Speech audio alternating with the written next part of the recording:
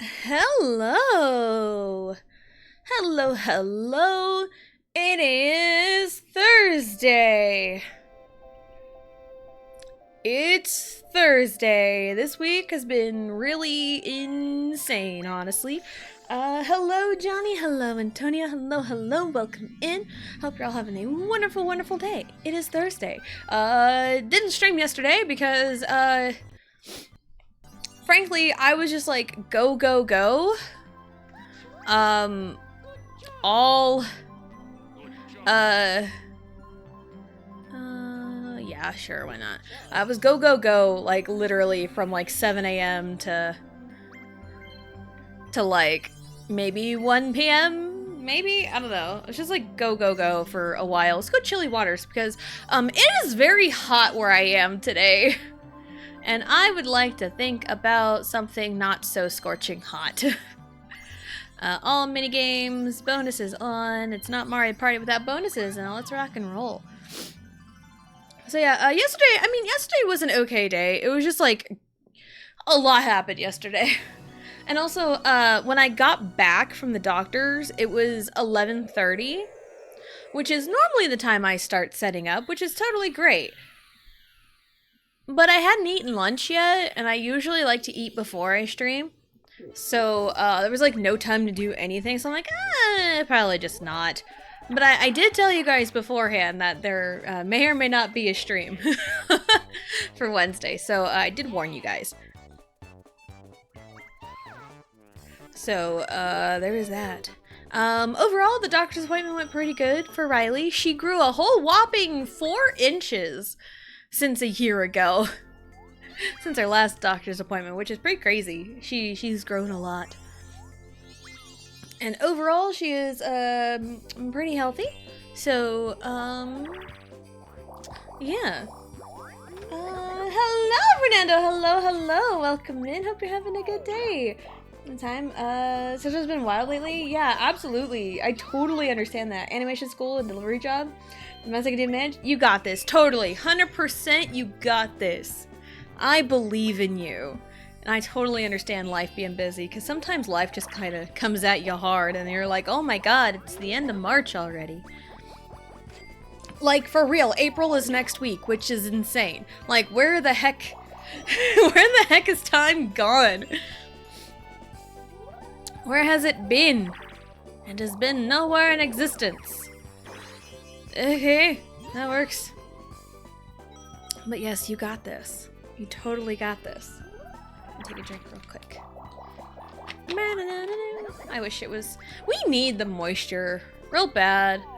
We need some kind of rain over here. It's been so dry the last couple of weeks. It's been miserable.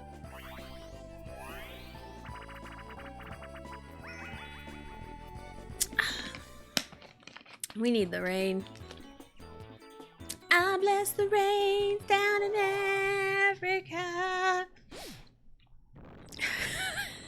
Can we bless the rains in Kansas? Get some kind of rain going here? That'd be fantastic. It's gonna take a lot to drag me away from... Ow! There's nothing that 100 men or more could ever do. I give up. They got this, right? They got this, right? You guys can do it. Go, Waluigi. You can do it. You are the best. He almost had it. He almost had it. Oh, that was funny. How we doing? We are doing pretty good. Husband's working as he always does, driving a truck. Both kiddos are in school. Spring break was last week, so they're back in school. And Riley had a doctor's appointment yesterday, and she's doing really well, so I'd say everyone's doing pretty good as of right now. Everything's going great. Who are you using that on? Oh. Oh. Is Wario mad I stopped? I gave up. Is he mad? It's fine. It's early. It's totally fine. Totally fine. I know how to play. I know how to play Lucky 7. Alright. Roll the die. My turn to roll the die. Ooh, I get a 2. Roll the dice block once more. Oh, shit. Okay, so now I need a 4 or a 5. Boom shakalaka, we did it!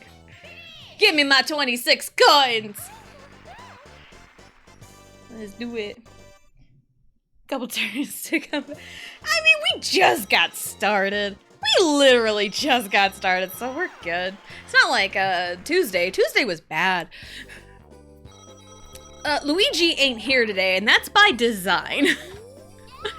Because Tuesday, someone insulted Luigi, and he made me pay for it. So Luigi just went off last time. So it's like, let's give Luigi a little bit of a break. And also we have Peach here, and Peach is like Riley's favorite, and I also like Peach, and yeah, Peachy! You do that, so Peach is fine. Peach is fine. Where are we going? Top? Yeah. Go this way. I didn't even count it out. It's totally fine. Hello! No thank you. I don't need anything. I'm good. I'm totally good.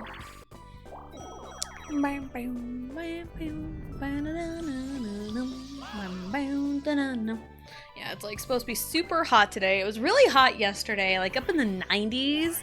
And then today, it's supposed to be hotter than yesterday. And yesterday was pretty hot, so.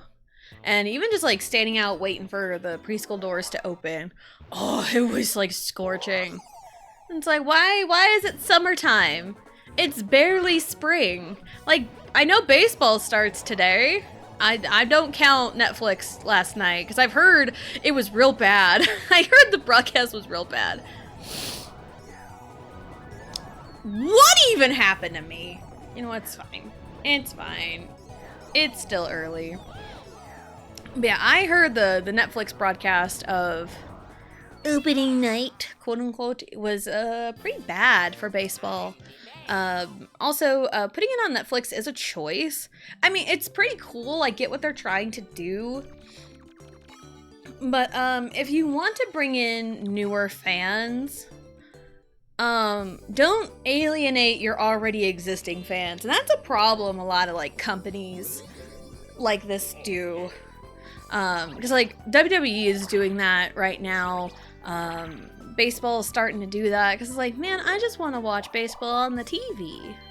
You know, I just want to watch my baseball.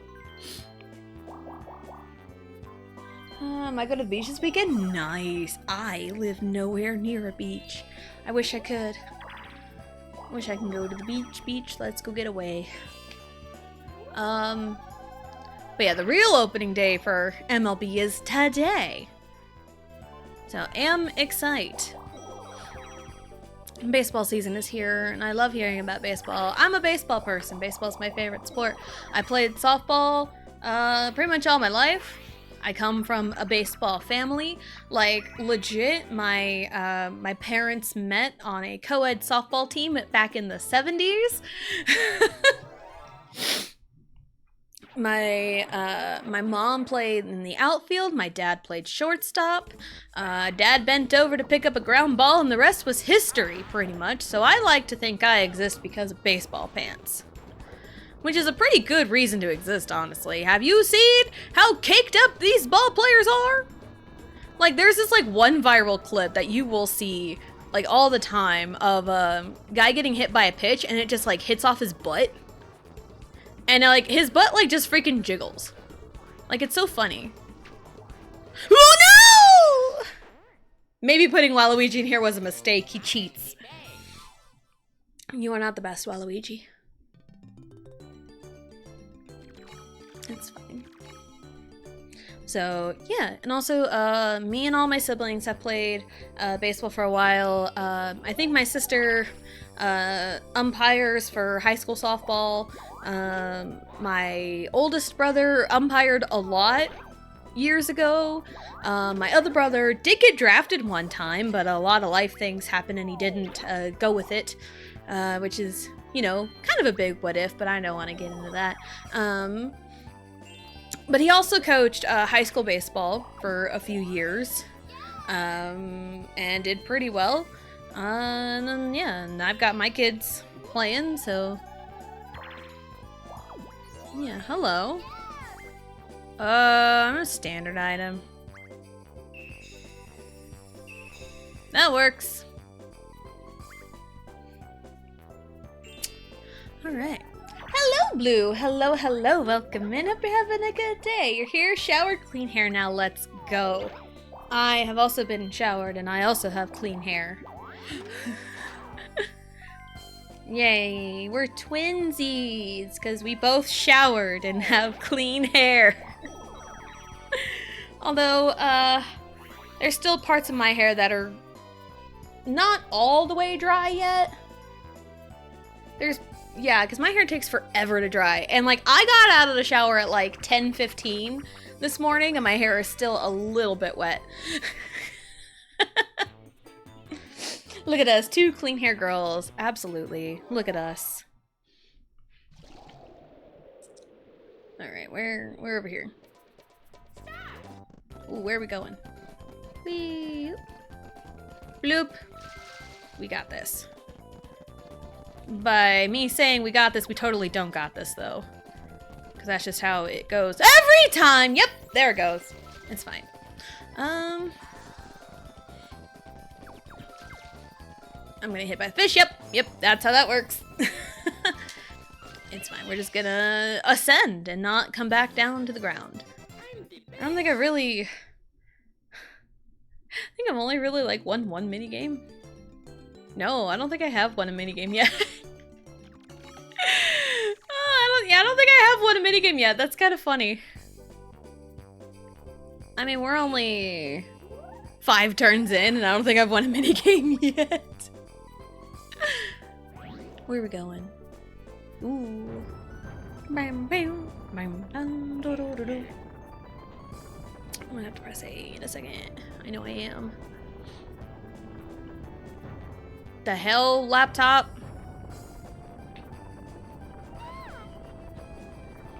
Random pop-up happened. I was trying to look at chat.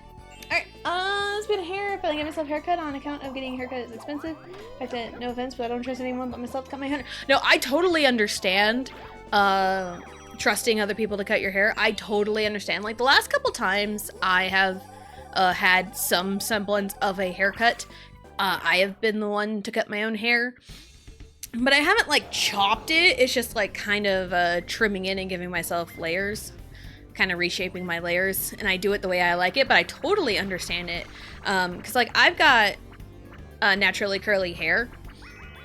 And so I have had problems with bad haircuts in the past. I have had issues. And there's, like, a handful of people that I would trust to cut my hair. But, like, it's, again, a handful out of the grand scheme of people who have cut my hair before. But also, my kiddos had haircuts last week. Like, last Wednesday over spring break, they were able to get haircuts. I was able to get them appointments, and Allie's hair didn't change much. But Riley had a pretty drastic change. Because, for one, Riley never got a haircut before. This was, like, her first haircut. Yeah, it was her first haircut. And, we went from, her butt to her armpits. So it was a pretty big change. A pretty big change for Riley. But, it's so much easier to take care of. And it's like, when it's to her armpits, it's at a length where we can still, like, do styles with it.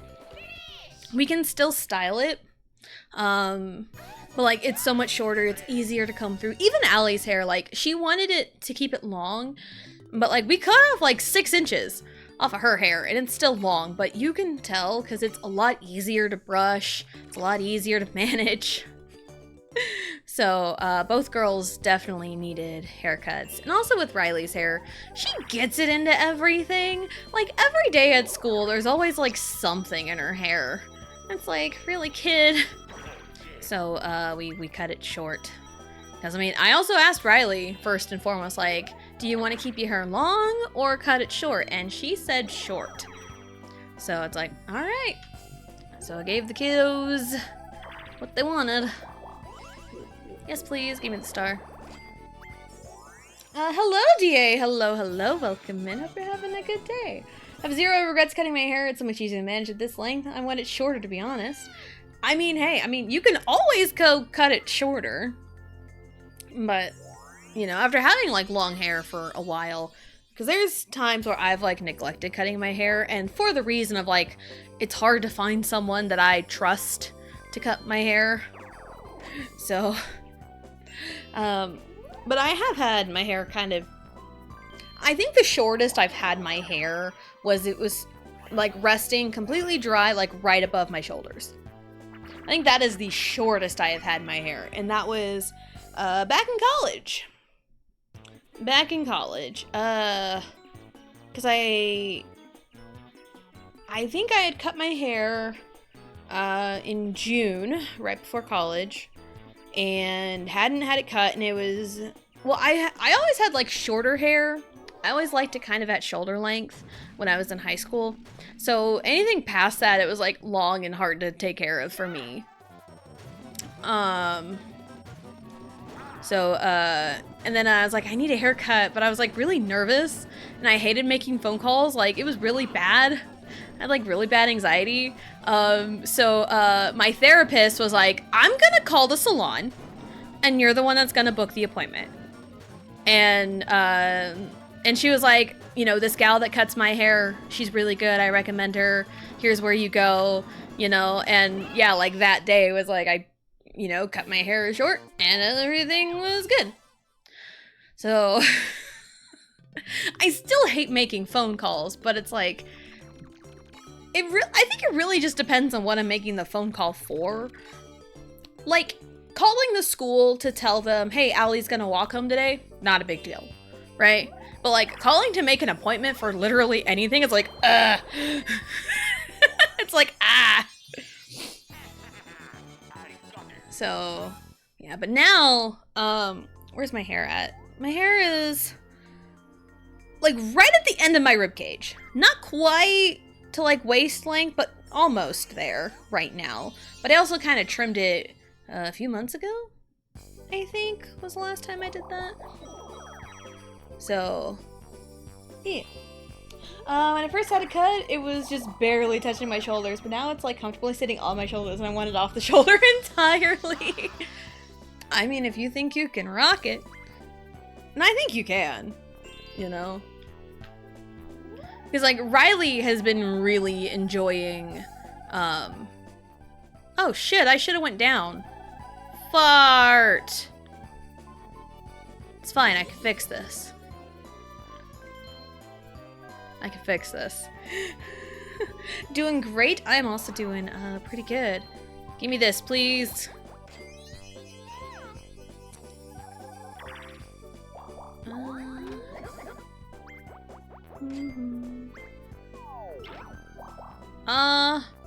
No. Because I can get one for free.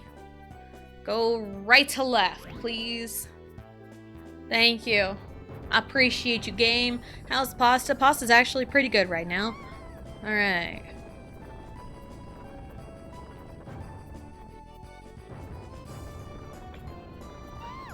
I really should have paid attention to my items. I should have just went down. Oh well, it's fine. Definitely rocking it. I think wavy 2A, 2B hair looks great at that length. It does, and I tried to convince Riley to wear her hair down. It just doesn't work, because like she really likes kind of like a half ponytail. It's like, you know, half up, half down. That's what we call it. And like Allie loves that hair. You know, that's like her style, but like Riley likes it too. So that way she can have like a really cute ponytail, but also her hair is down in a way. It's like I tried to convince Riley because her hair, Due to unforeseen circumstances, we had to wash her hair last night at like 5 p.m. And I put it in like a big old braid, just like a single braid that's like really, really tiny on her because her hair is so short. But because her hair was in a braid, it was braided wet, and she slept in that braid, and we took it out in the morning. It like holds the waves from the braid really well. Both girls' hair is like this. So, and it looked so cute. I'm like, do you want to wear your hair down, Riley? And she's like, no, I want to go get stuff for my hair. It's like, okay, fine. It's like, you can still see it like wavy, but it's like, man. I mean, both kids don't really wear their hair like all the way down very often. But, I mean, you know, it's their hair. I just help them do whatever. So, but yeah, I am not exactly sure on my hair. It's curly, I can tell you that much. It is very curly. It's not like coily by any means. I don't have, you know, I don't have black hair. I'm gonna tell you that because I'm freaking pasty white. But my hair is naturally curly.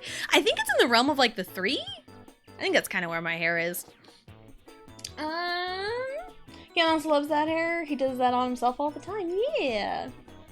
A lot of games I like to play with my siblings. Mario Kart 3 is still on the list. I like to sometimes finish story mode. Mario Kart Wii. Mario Kart Wii. Oh, lots of memories in Mario Kart Wii. Lots of memories. I love playing it. It was so fun. Fun fact, when I first played Mario Kart Wii and like got like all the tracks unlocked and everything, I couldn't complete a race in story mode. Not story mode, in like the Grand Prix. What am I thinking? I couldn't do it with the Wii wheel. But once I found out, oh hey, you can use a GameCube controller to play Mario Kart Wii on, easy. I had a much better time with it. Mine was long, I never wore it down either, but now that it's short, down is the only option. I love it because it doesn't feel like it's down, but it is. Yeah! And like, I used to throw my hair up in like all kinds of styles when I was in high school. Oh, for fuck's sake. Oh my god, what is happening today? Wow, I just got assaulted. I just got assaulted live on stream. You heard it here first, folks. In-game, by the way. I am currently, like, by myself in my apartment right now, so.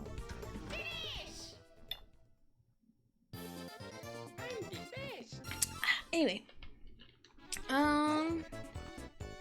We should have some food. We'll go get some food. Yeah, let me Google types of curly hair. Alright, second verse, same as the first.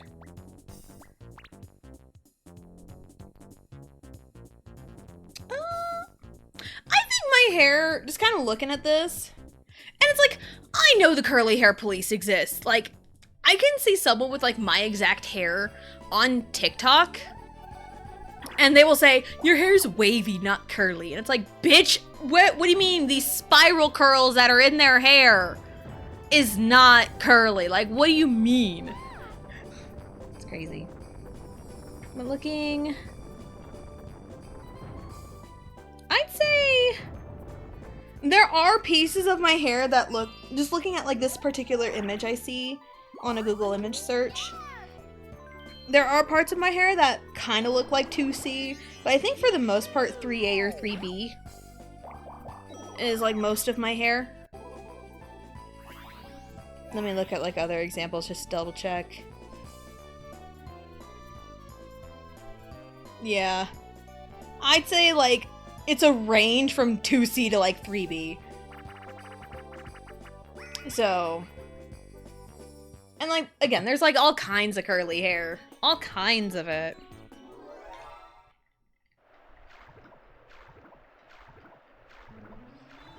People confuse curly with coily, just like how people confuse curvy with plus size. Exactly. People think it's one and the same, and it's not. And it's like, I also really love coily hair on people. It looks beautiful, you know? Whee! But yeah, it's like people will look at like my hair and think like, oh, it's wavy. It's like, bitch, what do you mean? What do you mean? My hair has been curly all my life. Don't tell me what my hair is or is not. So, wavy is another way of saying straight on top, curly on the bottom. Gotta log off. No worries. I'm expecting you. No worries. Join Discord. Awesome. Awesome sauce. Great to have you. And also, have fun in class. Good luck. Hope you do well. And thank you for stopping by. Like, I'm so tired of it, man. Those are different things. I'm curvy, not plus size. Never have been, but I have a small waist and wide hips, which is literally what curvy means. Exactly. And it's like, can plus size people be curvy? Yes. Are all plus size people curvy? No. You know, it's like squares and rectangles. All squares are rectangles, but not all rectangles are squares. And I'm not, like, discrediting, because, like, everyone has different body shapes. You know, everyone's got different body shapes. Like, I don't think I am in the realm of curvy. Granted, my hips have definitely gotten wider since having kids, but that's just a natural thing that happens to one's body. Let's not make that mistake again. So, yeah, there's, like, nothing wrong with, like, you know, people have different body sizes. Everyone comes in all kinds of different shapes and sizes.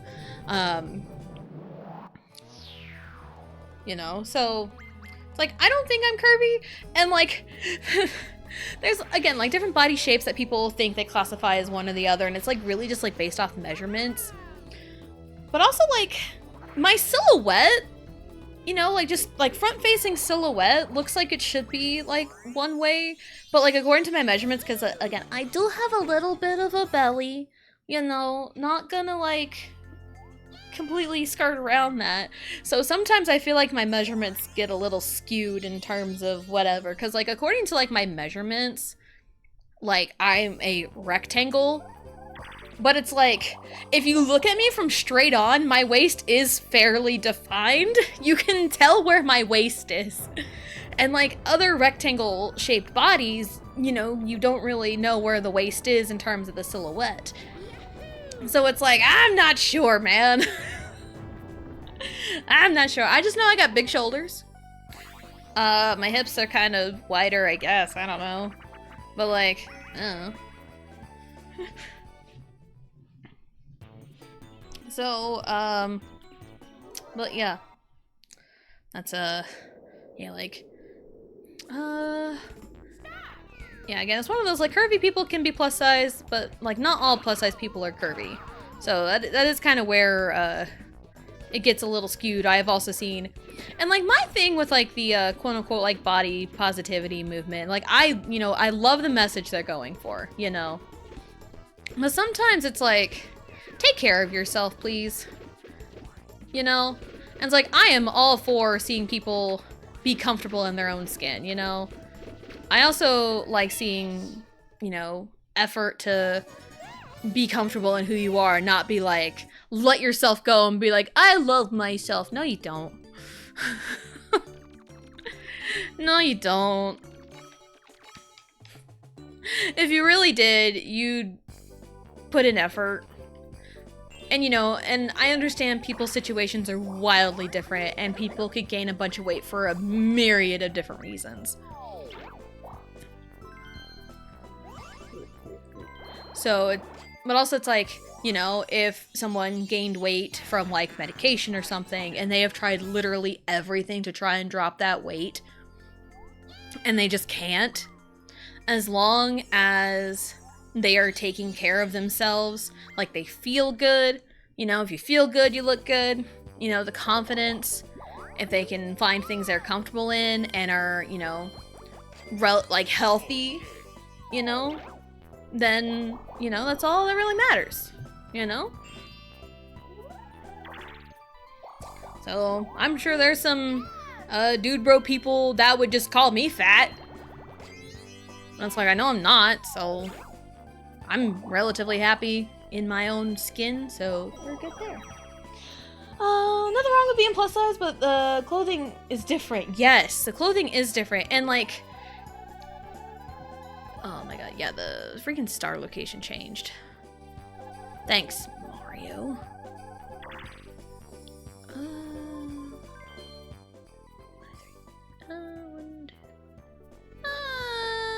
Let's hang on to this key. I might need it at some point. It's possible to find jeans that fit an actual curvy figure. Yes, and just like clothing in general. And also people, you know, who like are, you know, like either plus size or plus size and curvy, you know, like bigger bodies. The fashion and the clothing industry is so stupid. Is so stupid because like, what do you mean the only options for a good like shirt for a plus size woman is a flowy baby doll top with like the open shoulder? Like, what do you mean that's like the only option? Like, it's kind of ridiculous. So it's like, I am all for, you know, people finding clothes that they feel confident in. You know, I'm all for that. Because like, sometimes like that's all it takes to kickstart a confidence journey is finding clothes that you feel good in. And then once you feel good, you know, everything else just kind of follows that. When you feel good, you want to do more. And when you do more, you feel better. You know, it's like a big domino effect. I've gone through it, you know? So, but yeah, sometimes it does just start with a nice t-shirt you want to wear, or like a nice outfit. But also it's like the clothing industry is kind of stupid. It is kind of stupid because there's this one gal on TikTok that I don't follow, but I see her stuff all the time. She goes on and tries on like a lot of these like plus size clothes, or like, you know, almost like straight size, like extra large, XXLs. And like, you know, some like, it's not like the body sometimes, like it is, sometimes it is just the clothes. And even just in general, like, because like right now I am in a medium sized tank top, which I had got years ago, back in like 2017. But like predominantly I wear large. Like, I think men's and women's sizes I wear large. A lot of it's my big shoulders. And I do like, you know, a little looser fit, but that's just, again, me personally. That's how I personally like clothes to fit.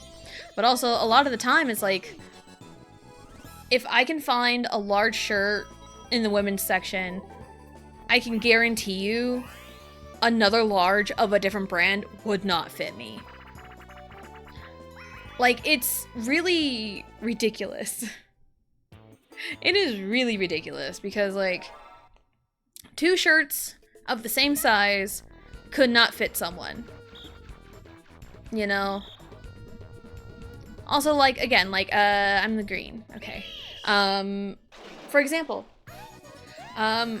we ordered a pair of jeans for Vegito a couple weeks ago, I think. Or last week, something. No, I think it was a couple weeks ago. We ordered a new pair of jeans for him. And he gets his jeans a buckle. Because they have, like, the sizes that fit him. But, like, men's jeans go by measurements. They go by measurements, so you kind of know what you're getting into if you go by measurements. But women's jeans? Nah, fam. Nah, fam. Like, I could wear, like, a 10 in one brand, but then, like, a 14 in another. Or even, like, a 14 in one brand could be way too small for me. So, it's just so ridiculous, man. Like, why can't women's jeans also be... Why can't it also be off of measurements? Because then you kind of have a better baseline.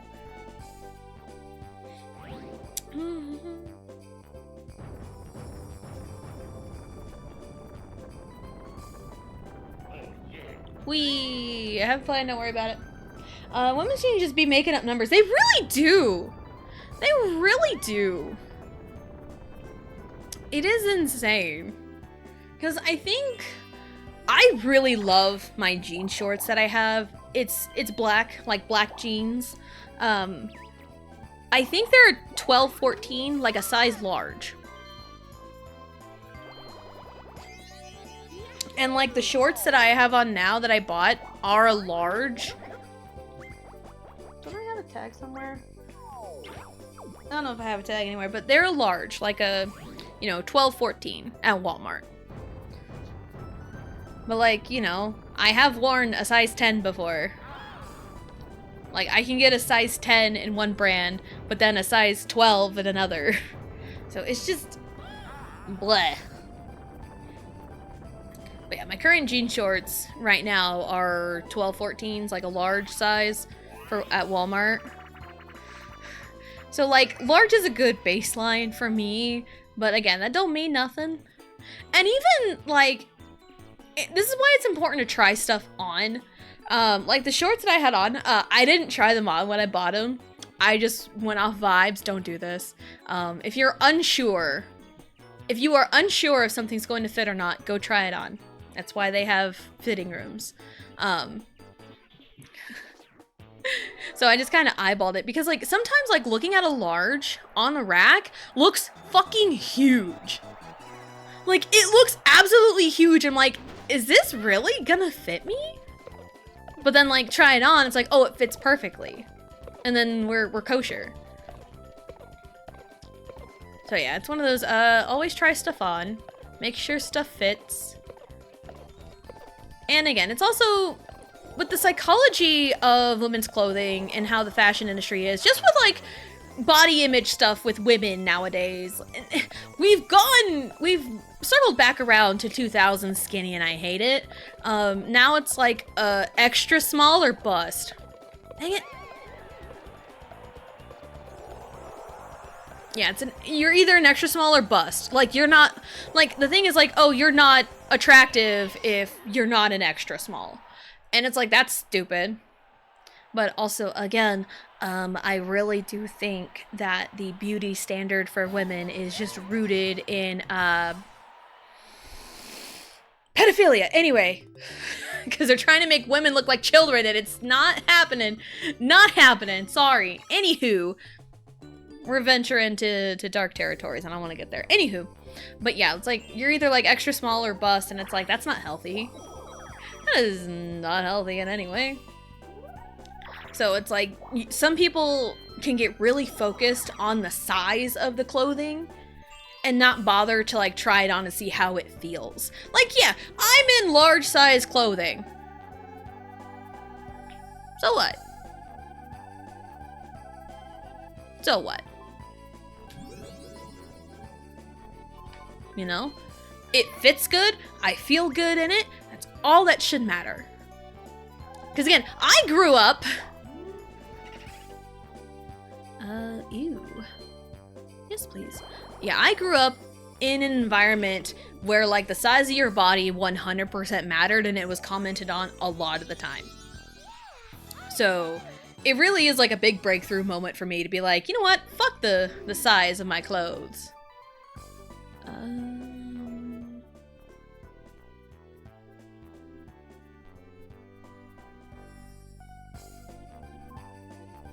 You know what? Let's do it. No, don't open it. I wore a size 2 dress, sometimes 4, sometimes 0, depending on the brand. My wedding dress was a size 10. I've heard wedding dress sizes are a wildly different size than regular dress sizes. I honestly don't even know what my dress size is right now. Where is it? After 10 coins. We'll receive 1, 2, 3, 1, 2. Fuck! Okay, that's fine. I pressed A! When it landed on me, I don't know why it delayed that bad. I don't know why it delayed that bad. I tried to get his money. I tried to get his money. Oh well. It's fine. Anyway, but yeah, I've heard wedding dress sizes are really crazy. Like, and again, I don't even know what my dress size is. I mean, I think like the last like real like quote unquote fancy dress that I have worn is probably my wedding dress. No, I wore my bridesmaid dress one other time.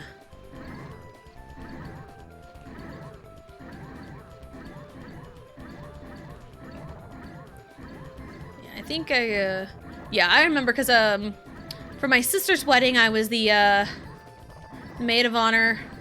The only one in her wedding. What the fuck? The only one in her wedding party. Because they just went with, like, one best man, one maid of honor. That's what they went with. And I was a maid of honor for my sister's wedding. And, also, I was pregnant at the time. I was pregnant with Allie. So, yeah.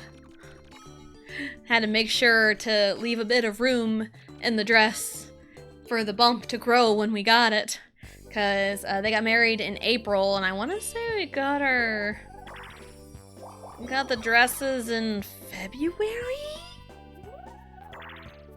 Or March? I think it was March. I think it was like spring break when went up there to get them. I'm pretty sure. I don't remember the exact timeline, but it's like, yeah, we need time for the bump to grow when they made the alterations.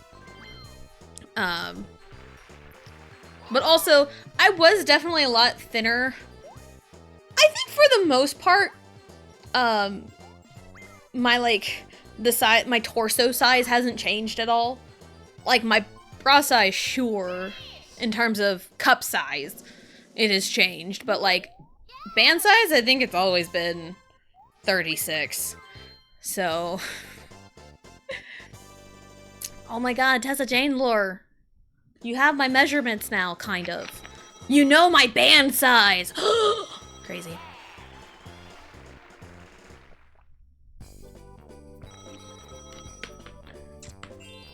But yeah, I think for the most part, like, in terms of band size, and like, kind of the size of my ribcage, I don't think I've changed that much.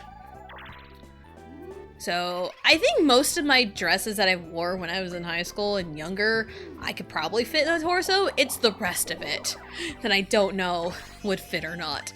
It's the rest of it.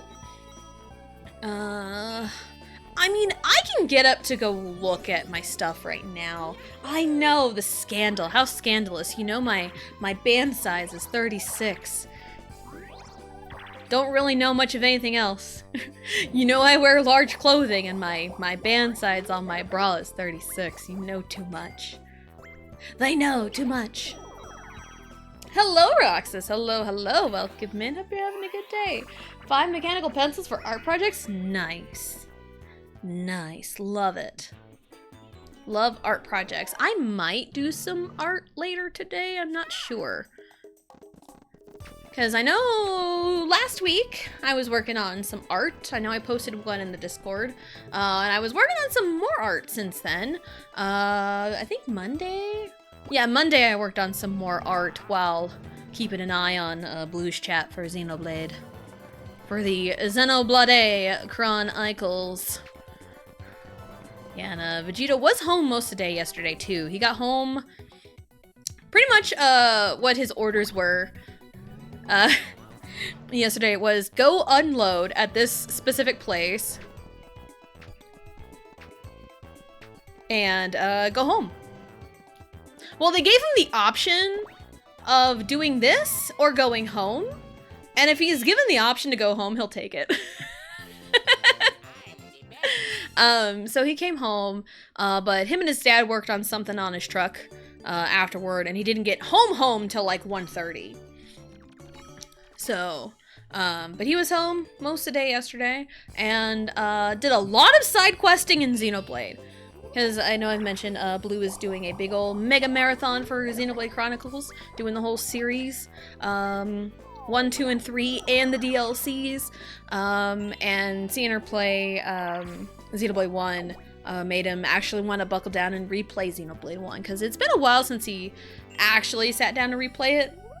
And he is the kind of guy who will do all the side quests. Excuse me. I am a broke beach. Let's go this way. I don't have any money though. I need money. So he hasn't made any story progress in like 2 days. but he has done like nothing but side questing. And there's a lot of really good side questing. Like lots of good side quests that kind of expand the lore of like the land, the Bionis, Mechonis, the people who lived on Bionis long before. So like there's really good like quests that do happen. And he's kind of made some headway on some of those quests. Specifically the red pollen orbs. Yeah, I know, real scandalous. The red pollen orbs. Yeah, I know there's some Nopon drug dealers around Xenoblade. It's crazy. But yeah, he was doing a lot of side questing yesterday. Did a lot of Frontier Village, a lot of Alchemoth.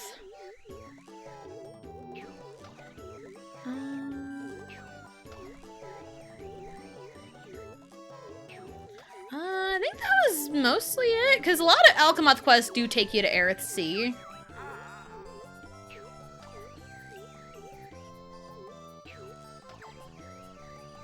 So he was doing a lot of that yesterday. And he tried to make a little bit of story progress, like right before going to bed. But then he jumped off a cliff thinking he would live and he died and he hadn't found a landmark in Valak Mountain. So he was like, you know what? Let's just go to bed. It was like 10 p.m. right when that happened. It was really funny. So yeah, in terms of story, he had just visited Prison Island for the first time and got to Valak Mountain.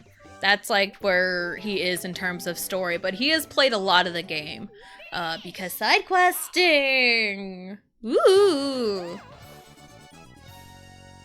Yeah. Like a park keyblade myself. Ooh, Total Drama Island design. That's really cool. That's really cool. I would do so many side quests if I had time. My creative endeavors take up all my time, and I understand that too. I understand that too, because in terms of levels, he had just reached level 50. And he's essentially right to Valak Mountain. That's just all of the side questing he's done. But again, he is 100% in Xenoblade Chronicles at least twice. At least twice. The spirit is willing, but the flesh is stuck drawing all day, every day. All day, every day. Get rid of this one. I don't need you. Goodbye, Key. I hardly knew you. What's up? Spend money to make money.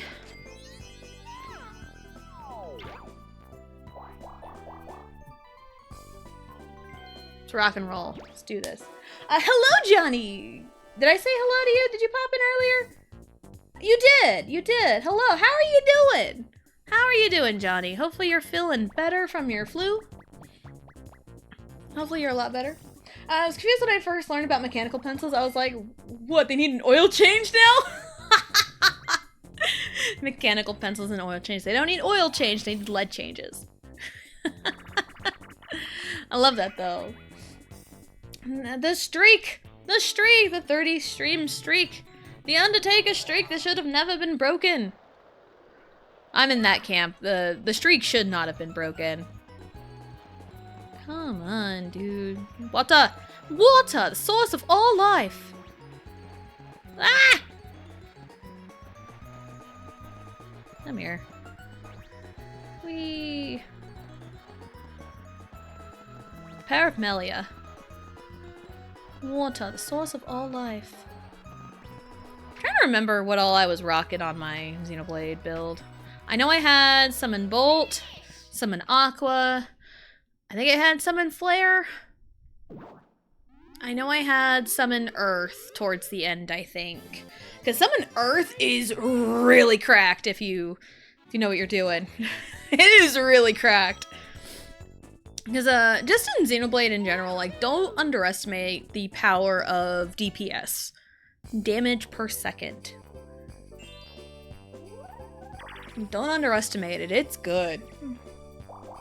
Especially on Melia, with like Summon Flare and Summon Earth, you get Blaze and Poison damage. So good. Earth? She learns it later in the levels. No, she learned Starlight Kick level 44. When does she learn Summon Earth? Lowers enemy defense? Summon Earth does poison damage. Summon Earth. Oh my god, yeah. Summon Earth. Yeah.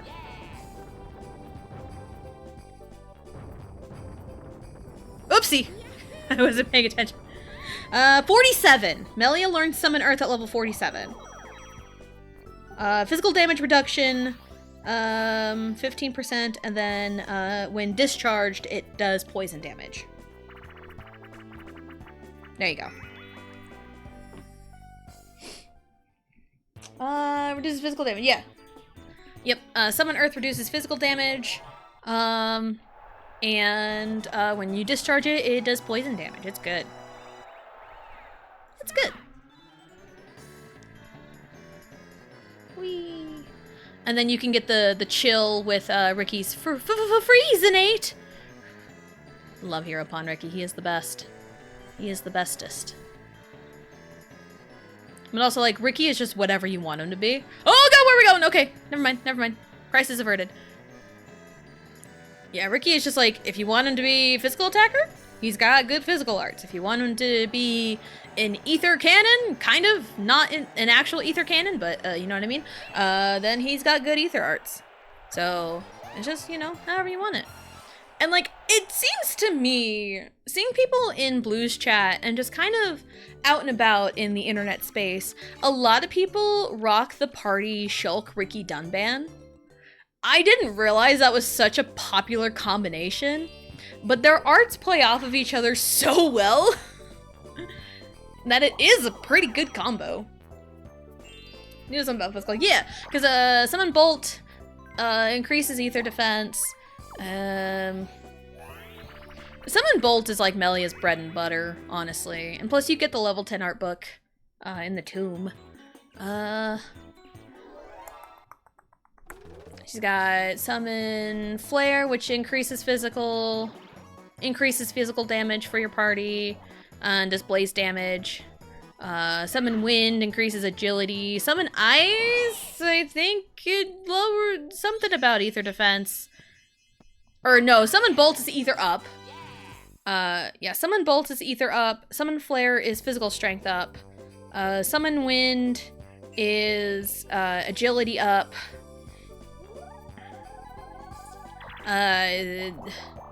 Summon Ice is ether defense up. And Summon Aqua does a regen. 1, 2, 3, 4, 5. I'll take the chance on the battle game. I need something. Yeah, Summon Aqua does like a regen, and when you discharge it, you sap a bunch of health from your opponent, from the enemy. And then Summon Earth increases physical defense and discharges poison. I think that's all of her summon elementals. I think. Bam, bam, bam, bam, bam. I hadn't heard of it, but I tried it and I'm quite impressed. Yeah! Yeah. Yeah, it's pretty good. 3 is the best game. I don't have to pick which allies to use. You only really have to pick what hero you want to stand in for you. And I think I just stuck with Ashira for a while. Anytime I had the option to pick like the hero, like the 7th person, I always just picked Ashira. Oh my god, what is... I am losing my mojo right now. Lock in.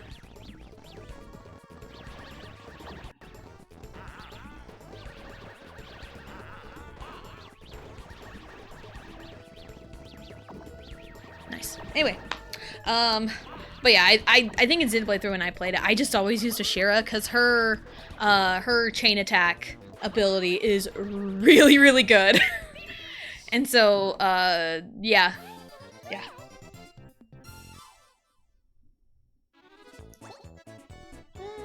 Valdi, my beloved. Like, Valdi's really good if you're up against machines. Unfortunately, that's kind of it. I love the characters, though. This is how many got. Goodbye, Fiona. Fiona is also really insane in 3, just with the random buffs she can do. It's crazy. Get Valdi almost the entire game. I love Valdi, my little tinkerer's son. Yeah, I think I just used Ashira a lot because her chain attack ability. So I think it's like a guaranteed Bravo or a guaranteed amazing. It's like a guaranteed like 200, I think. I don't remember. It's a guaranteed something, but you can't use it for the rest of it. But the boost that she gives out first, it guarantees all your guys back for your chain attack, and then if you can build it just right, you can keep going on the chain attack forever and ever and ever and ever. So, yeah. Again, using Ashira a lot for that reason. I like her a lot. Yeah, me too. Alright. Koopa boo goomba, Koopa boo goomba, Koopa boo goomba, Koopa boo goomba, Koopa boo goomba, Koopa boo goomba. Boo! Baldi is so baby. He's like a let. I mean, there's a reason we attach ourselves to specific characters. I think it was just meant to be. Maybe deep in your subconscious, you just knew about Valdi and Alette. Koopa boo goomba. Okay, Koopa boo goomba, Goomba Koopa. Koopa goomba boo. Oh, Koopa boo goomba goomba Koopa. Koopa boo goomba goomba Koopa. Koopa boo goomba goomba Koopa. Fourth from the right is second from the left. It'd be Goomba. Woo. Dun dun. Now there's like different classes that I really loved for each character. Boo Goomba Boo! Koopa Goomba Goopa. Koopa. Boo Goomba Boo! Koopa Goomba Koopa. Boo Goomba Boo! Koopa Goomba Koopa. Boo Goomba Boo! Koopa Goomba Koopa. Boo Goomba Boo! Koopa Goomba Koopa. Fourth from the right. Koopa. But yeah, there's like lots of classes that I loved. Like, Uni is really, really good with Full Metal Jaguar. That is like her best class because I think of the High Ether. And it's like, I think I've seen somewhere, I've done a little bit of digging into this. There may be more information now that the game's been out for a few years. But each character has innate stats. Has kind of like innate stats that kind of help skew certain classes one way or the other. Like, is it like Zephyr? Is that Mio's default class?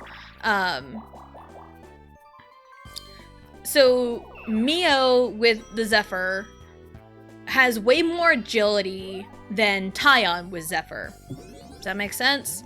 Like, I think Mio has innately a little bit more agility, and Uni has a lot more, like, ether. I think... it's been a minute since I really sat down to play 3, at least, like, the main story of 3. So it's been a minute. But, like, Uni's stats are skewed more towards, like, ether usage, and Full Metal Jaguar is a lot of ether. So that is, like, a very good class for her to have. Zephyr, okay. I was trying to remember right.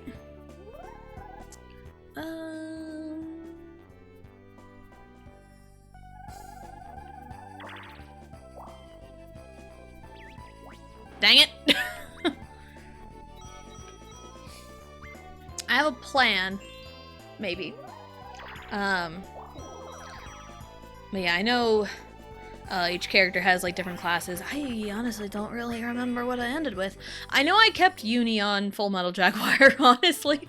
Like, I think for like the class to have for Uni is Full Metal Jaguar. I think I had whatever that class is called. What's her name? Shoot, Ethel's class. Her class on Noah is really good. At least I really liked it. Again, it's been a minute since I played the main story of 3. So, but like Ethel's class, like Fencer? Flash Fencer? Flash Fencer. That's gotta be it, right? It's kind of coming back to me. I know that class is really good because there's like a skill that can start a battle with like 75% talent gauge. Oh no, that's a skill. It's a skill. It's a skill off of her thing. There's a skill that lets you start with like a certain percentage of your talent gauge. And then I had Noah on, I don't remember the names. Her name's Alexandria. Her class, that weapon class. I had that on Noah because it's like a high critical hit chance. And I had the skill of the talent gauge from Ethel's class. And so it's like one critical hit and your talent gauge is full, and then like end game Noah with like the upgraded sword. I'm not gonna like spoil anything about that, but like it gets so cracked. It gets so cracked end game. So so I really liked doing that. Oh, I have boot repellent. We're good. So yeah. Yeah. So, and I'm also just, again, trying to remember, I think I had, Gondor's class on Senna? Maybe? I don't know without looking it up, and I really don't want to look it up right now. Well, all this talk about Xenoblade 3 kind of... I've been wanting to replay 3 for a while. Actually, no. Can I make it through, please? Thank you.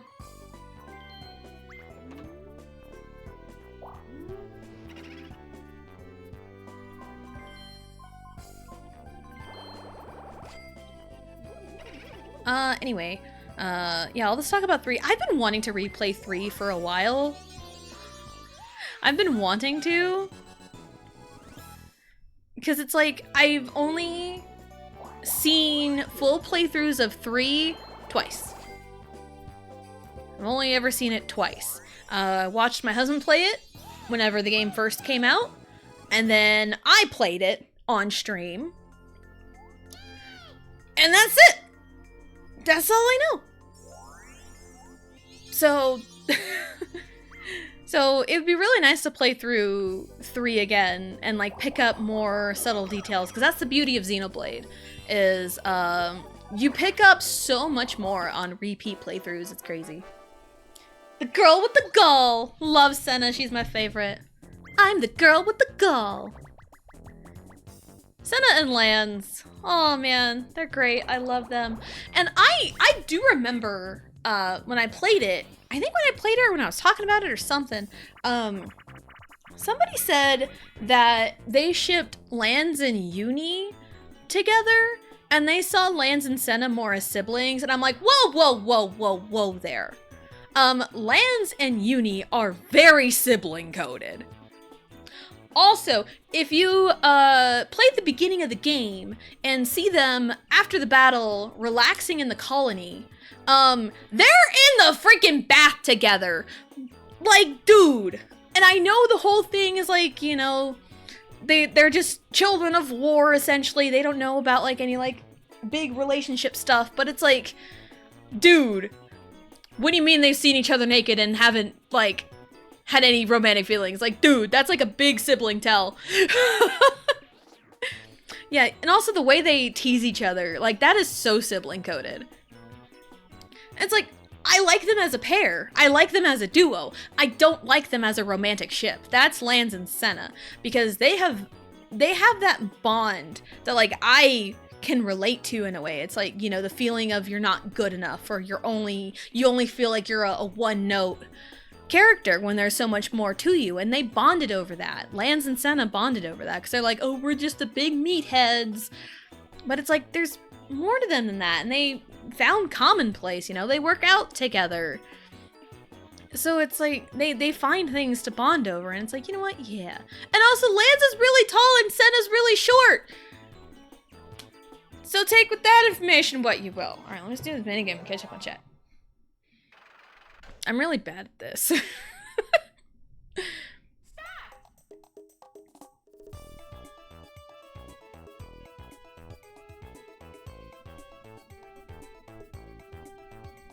Toad Boo Koopa. Toad Boo Koopa, Toad Boo Koopa. I got it backwards and my brain Z was on the right. Oh my god. I'm so bad at this game. They're great and they're not sibling coded. Exactly. They are definitely not sibling coded. I knew exactly where this is going before you even said it. Yeah, because someone said that in my chat one time a long time ago, and I'm like, no, I disagree with that. It's like, again, like, it's cool if people, like, again, I like the duo of Lanz and Uni. I like the duo. They are so funny together. But again, there's no romantic part of that duo. Like, there's nothing there. There's no romance there. Uni and Lanz are how my brother and I talk. He doesn't talk to me like I'm Senna. That would be weird. Exactly. That would be so weird. And it's like, I've had heart-to-hearts with my brothers, but like, there's nothing like that. Like, yeah, we pick on each other all the time. And, funny, they're in the group chat the other day, I think one of my brothers asked about, like, this weird, like, you have to look it up on Urban Dictionary term, because we played an adult game one year for Christmas that ended with like soulless gingers or something, and my dad said, I'm sorry, and played the soulless ginger card or whatever. It's not Cards Against Humanity, it's something different. But there was a term that was used that we didn't really know what it was, and we looked it up right then and there, and we were all grossed out. Funny enough, I'm the one that remembers what it was. And it's like, yeah. Like, why would you ever talk to your romantic partner like that? It's like, dude. Anywho, beat goes on. The beat goes on.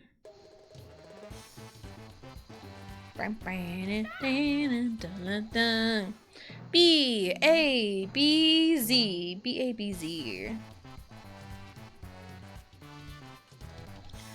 B, A, B, Z, Z. Because I can. B, A, B, Z, Z, B. Excuse me. Also with Uni, Tyon's right there, my guy. That's the whole point. B, A, B, Z, Z, B, Z. Z, B, Z. Okay. B, A, B, Z, Z, B, Z, B.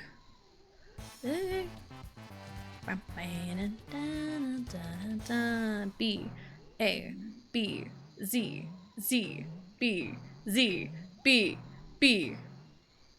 I'll rant more about Xenoblade 3 in a second because I've got more to say. B, A, B, Z, Z, B. Okay. Yeah, I've got way more to say right now. It's festering. But I'm too busy going B's and A's and Z's. B, A, B, Z, Z, B, Z, B, Z, B. That's right. B, B, A, B, B, A. B, A, B, Z, Z, B, Z, B, B, A, B, Z, A, Z. Okay. B, A, B, Z, Z, B, Z, B, B, A, Z, Z.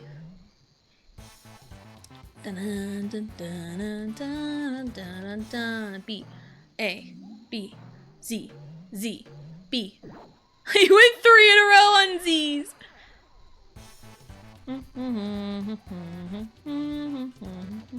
B, A, B, Z, Z, B, Z, B, B, A. Alright, good. Anywho, care if people like particular duos. The term ship is usually used in a romantic connotation. Usually. When people say, oh, I ship it, it's usually in a romantic connotation. But sometimes it's like, yeah, I like this ship. You know, just as a duo. So, I don't mind if people, you know, have their own ships of characters. You know, it could be a crack ship for all I know. Who knows? But like with Xenoblade 3,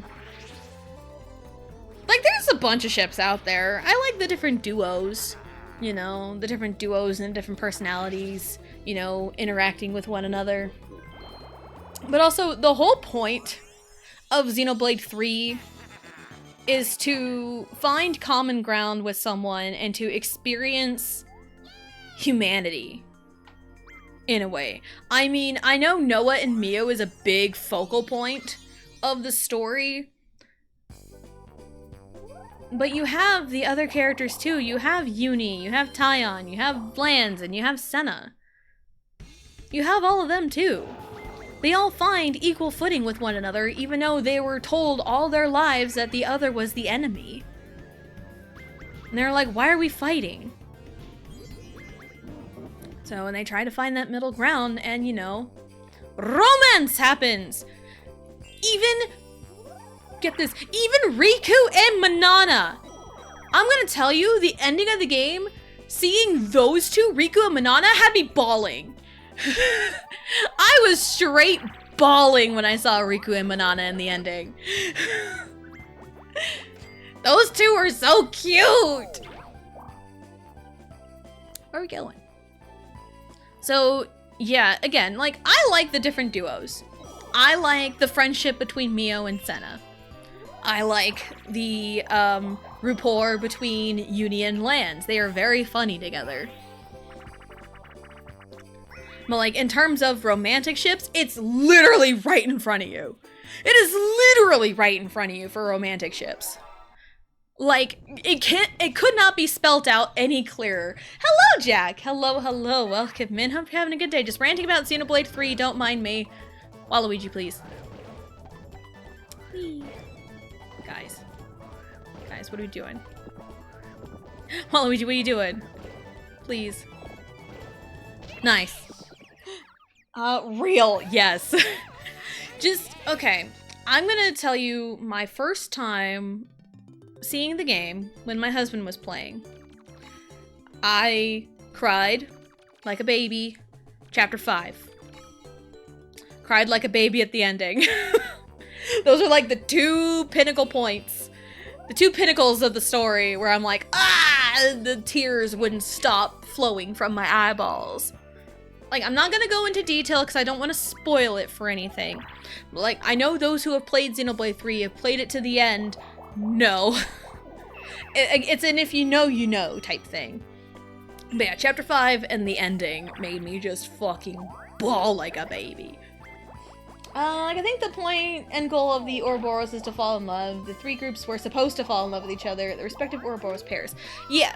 And it's like, even without, like, romantic, it's trying to see the other side. It's to feel the humanity. I think that's kind of the whole Ouroboros, is to feel what it's like to be a human in a, you know, weird roundabout way, I guess. Even though there's like different species, you know, there's like Hyantia, there's, you know, Machina, there's, you know, all different kinds of, you know, I'll just buy this then. You know, there's different like blades and stuff and races and everything from like the different sides. But again, they all come together and it's like humanity. You know, it's what humanity is. To experience feelings other than war. So I think that's kind of the whole point. And that was what really kickstarted it. And it's, again, to see the other side. Find common ground with who you thought was an enemy. It's like, you guys have more in common than you think. So, it's kind of a... That's my point, and that's just going off of my memory without playing the game again. So, Yeah. Uni and Tyon, you're telling me Uni has seen every corner of Tyon's life, his aspirations, fears, his grief. She understands him as if he is her. A full, complete wholeness of him and of them together, and she's just gonna go, no, I'll go with the guy that calls me a spoon. Yeah, exactly! They become a single entity without full comprehension of the other person's life experience. To me, that's what love is. Yep, 100%. 100%.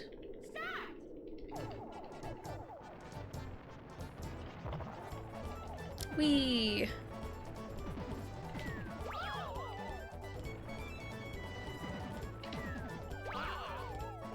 So, yeah, and it's like, I don't mind people, again, going back to like, I don't mind people liking specific pairs, specific dynamics of characters. But it's like, when you ship them romantically, that's like not the whole intention of it. It's like, what are we doing? You know? And this is also coming from the perspective who always tended to ship the second lead unintentionally. There is a webtoon called Second Lead Syndrome, and it's one of my favorites. But just, again, the whole second lead syndrome thing, you know, it's like, oh, it's a love triangle between this person and this person. I always pick the person that never got picked! Because I always thought they had a better dynamic. But like, if you're giving me a story, that has a pretty blatant, these two are going to end up together, this is how they end up together, I wouldn't ship that with anyone else, unless the story is giving me a reason to. In Xenoblade 3, the story does not give you a reason to ship other people romantically. It doesn't give you a reason. So, anywho, did it have bad second lead syndrome? Yes. In Xenoblade, there is not a second lead at all. It's very clear cut. Xenoblade 3, yeah, and I know for one, but Melly. Melly. I have always been in the camp. Poor Melly. And it's like, I understand the whole thing without getting too much into like spoilers with like, you know, Shulk and all that. But it's like, given the course of the story and how well Shulk treated Melia when they first met, and he didn't know she was royalty or even half Homs or anything, he treated her with mad respect. And, who wouldn't fall in love with someone who treats you with mad respect? I'ma be real. Like, honestly, Melia's feelings are so freaking valid. Like, if I was in her position, I'd fall in love with Shulk too! If I was in her position.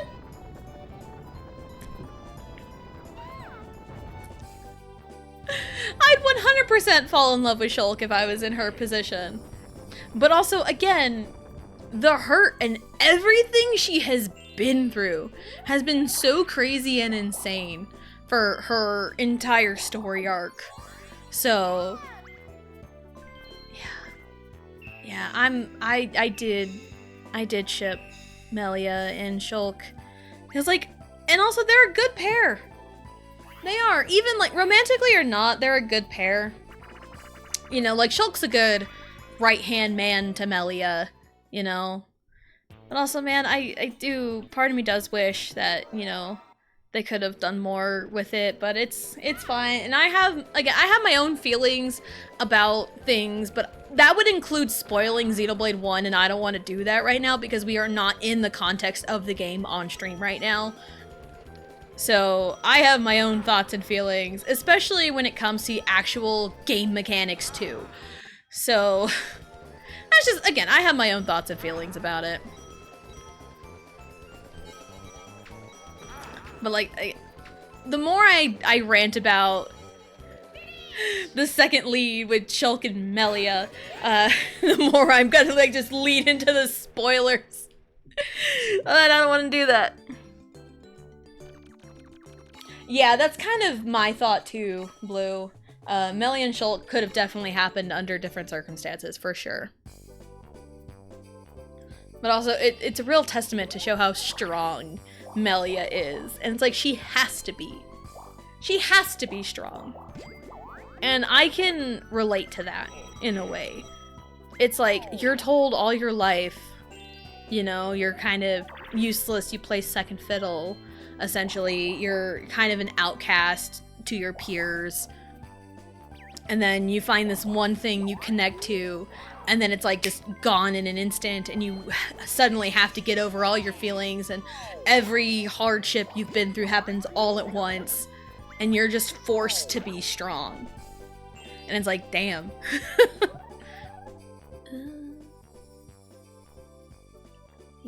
96? 1, 2, 3, 4, 5, 6. Yeah, okay. So, that's just kind of Melia's whole story arc from my perspective. And also, again, seeing the game played again is really putting it into my brain. I see the vision on it, but my main issue is that he's on his whole journey to avenge Sephiora. It would really be weird if he just, like, gets with another girl. Like, that's the whole reason we're here. Yeah, I know. But again, all the story events happening. Again, it's one of those big what ifs. It's one of those what ifs. And I know it's a big pivotal part for Melia's character too. But man, it breaks my heart. It breaks my heart. 1, 2, 3, 4.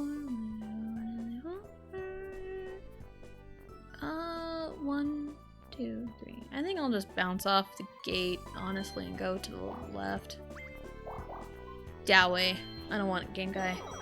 I don't need that right now in my life. So, yeah. Again, there's just so much more I can rant about, and I don't even remember if I even said anything in my streams or not about it. I don't know. I have to scrum through those VODs. And I've been kind of scrumming through those VODs here lately. Just because referencing what I did in my playthrough and compared to what Blue's doing or even what Vegeta was doing. So it's like, I don't remember what I did. So, yeah. And then Xenoblade 2 really just tosses all the ships out the window. Everything is canon. And you know how 3 goes, then you'll piece together how 2 goes. It's just like, ship, what's that? Anyway. I love all you guys, yeah! I'm pretty sure I made that particular line of dialogue a thumbnail in one of my streams. I'm pretty sure. Ah, Rex. But then we get Giga Chad Rex in the DLC for 3, so... Whee!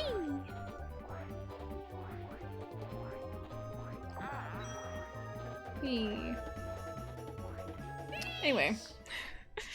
Yeah, 3 is just like, ship, what's that?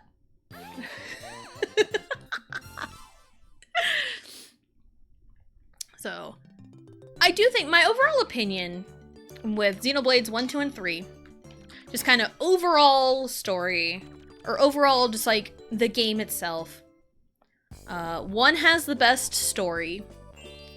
2 has the best characters and gameplay. Like character developments and gameplay. And 3 takes the best of both and does really good with the best elements of 1 and 2. Because 3 has a pretty good story, pretty good combat, and character developments are also really, really good. So that's kind of my overall opinion, and I know Vegeto's in like kind of the same consensus with me on that, for the most part, I think. I mean, Xenoblade 1 is his favorite game of all time, so he is definitely gonna be partial to Xenoblade 1, for sure.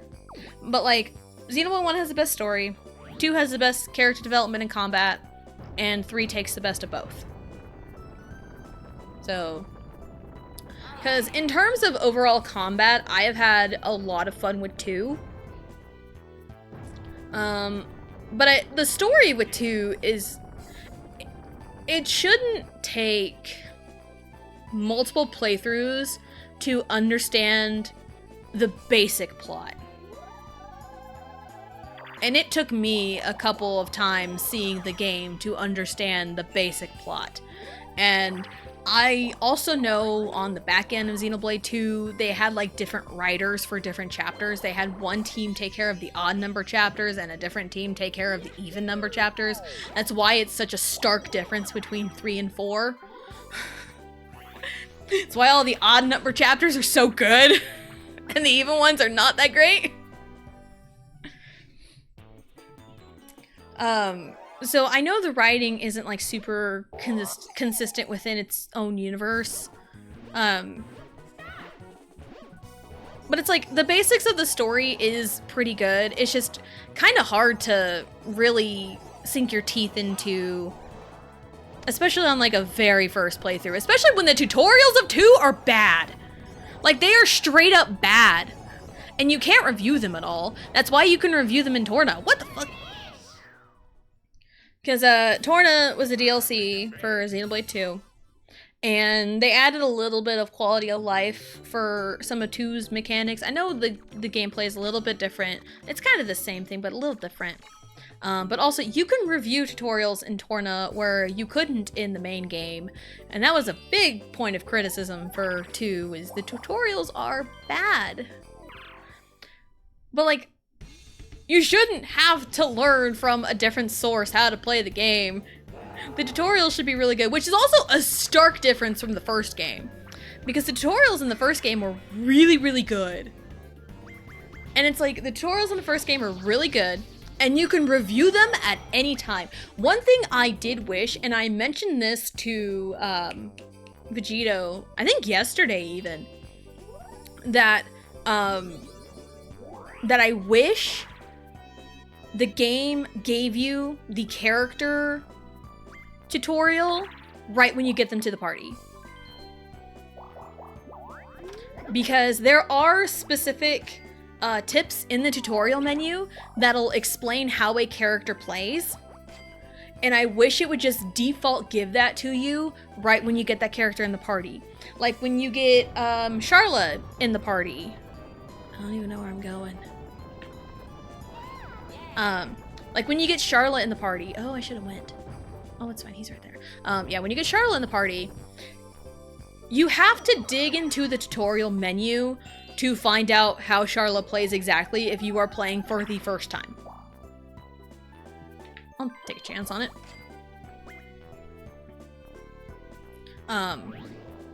And when you dig into the tutorial, she'll explain, like, there's lines of dialogue that will explain about anytime she uses her rifle, her talent gauge fills up, and if it fills up all the way, she is forced to cool off her rifle because it overheats. And so what you want to do is, like, use a few arts, cool off to cool down your rifle so you can use arts again. But, like, the game doesn't explicitly tell you that. But, like, you have to dig into the tutorial menus to know. And I really wish the game was like, hey, here's the little tutorial blurb for this character when you get them to your party. But, like, the tutorials do exist. You just have to dig for it. And I wish that was, like, one thing about the tutorials that I wish Xenoblade 1 did. But other than that, the tutorials are great. I also miss achievements in the other two Xenoblade games. I miss achievements. Love this Bowser design? Yeah, N64 Bowser's pretty good. I like N64 Bowser. What turn are we on? 25 out of 45. Okay, not bad, not bad.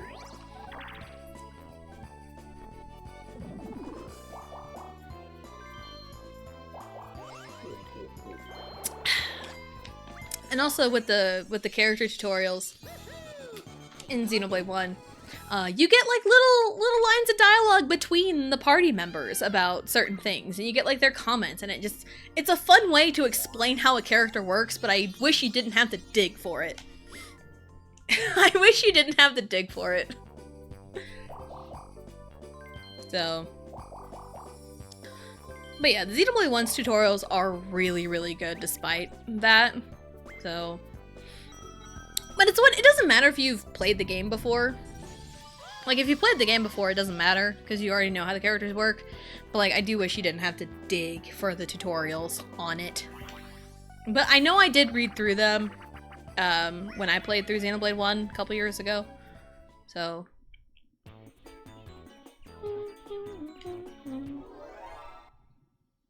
yeah. I can honestly talk about Xenoblade all day, but sometimes like again, I know the Xenoblade community, at least, you know, those I've seen, are very protective of spoilers. I have seen a handful of bad cases on Twitter. Just outright spoiling stuff. And it's like, ugh. And I know there's other sources of media that do spoil a few things about the game, and I do kind of wish it didn't do that, but it's like, I can't control it. Because there's a whole freaking spirit in Smash Ultimate that spoils a very big thing about Xenoblade 2.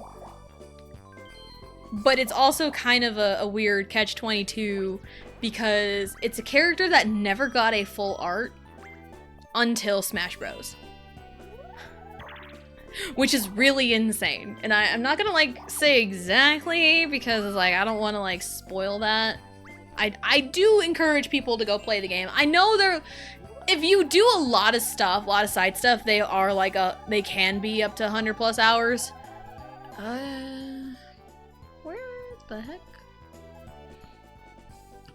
But it's like, I do recommend people play the games. I really do recommend it. So. Was it up there? Yeah. This away. So, yeah, that's why it's one of those things where when Vegeta's playing, it is kind of nice to like just not have to worry about like in a stream setting and accidentally spoiling something, because like I would hate to be that person to like just accidentally spoil something for someone that's like super duper important, just like me talking about something. Like I can talk about Xenoblade, like yeah, I've played it on my channel, but some people may not have played it before, or some people are watching Blue play through it and want to experience that way, which is totally cool. But like, I don't want to accidentally spoil something by saying, you know, like that's the worst. Like an actual spoiler, not like, oh, the number of chapters in a game. Because I still really don't like the way Definitive Edition split up the chapters for Xenoblade 1. I really do think the beginning of the game, like chapter 1 should be when you take control of Shulk and the end of the Colony 9 attack. That should be chapter 1. Like, if we're gonna break it down into story beats, that should be chapter 1, but it's split into 2 chapters. I think it really just split in chapters by the amount of times you save in like the main menu type thing. Which is fine, whatever, but it's like in terms of like the overall story, I really do think chapter 1 should just be the time you take control of Shulk, get introduced to Colony 9, meet Reyn, meet Fiora, you know, see Dunban recovering from the Battle of Sword Valley a year ago. You know, like that up to the attack on Colony 9, that should be chapter 1, not 1 and 2. That should just be chapter 1. And it's like, I would love to like go through every story beat and like break it into chapters that I think would shorten it up, but Luigi, Mario, Red, red, green. Okay. Okay. See what we got. Was Luigi, Mario, Wario. A was over here. It was one of these. Was it? Everyone's putting it up there, so okay. Anyway. But yeah, like Xenoblade Chronicles 1 Definitive Edition is split up into 17 chapters.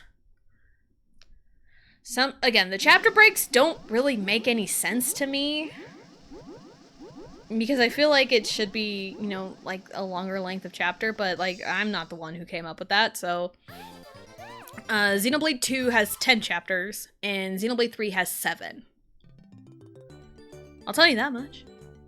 Because I like knowing the number of chapters in a game, because for me, it's a really good benchmark of where you are in the story.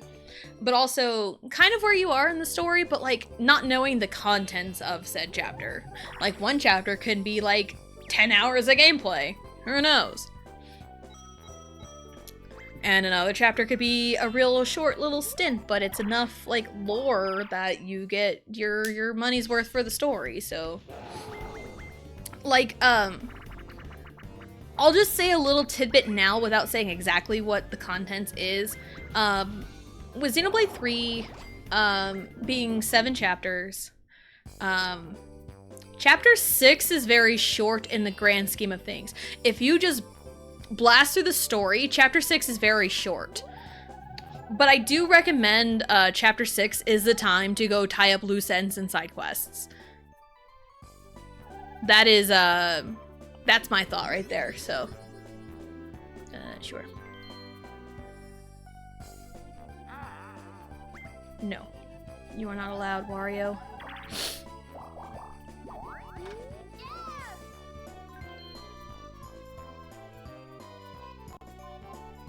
Sure. I'll buy a golden mushroom.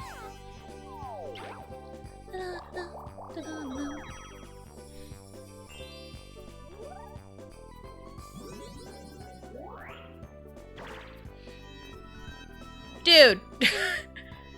Dude, what the heck, Mario? That's what you get. Roll that one. Jerk.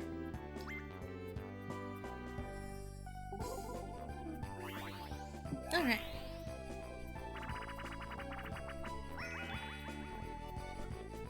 I do like the penguins in the sun on that board. They're really funny. I do not like this minigame. This is an easy minigame. Like, it's labeled as easy, but like, it's too difficult to be an easy game, I think.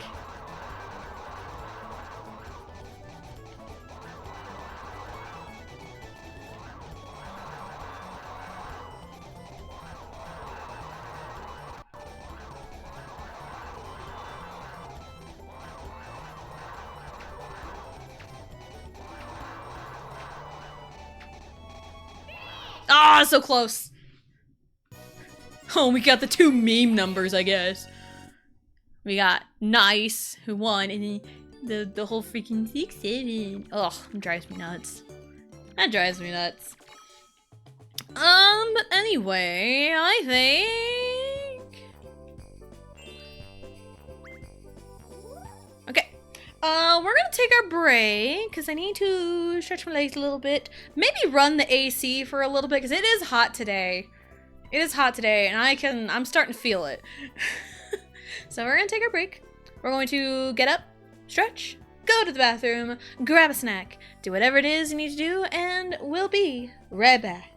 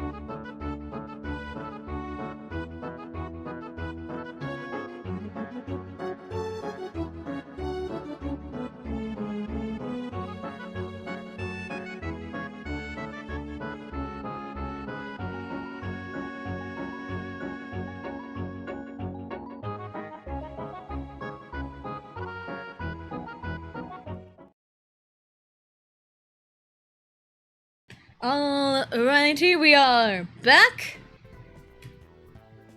Speaking of Xenoblade, we're Melia.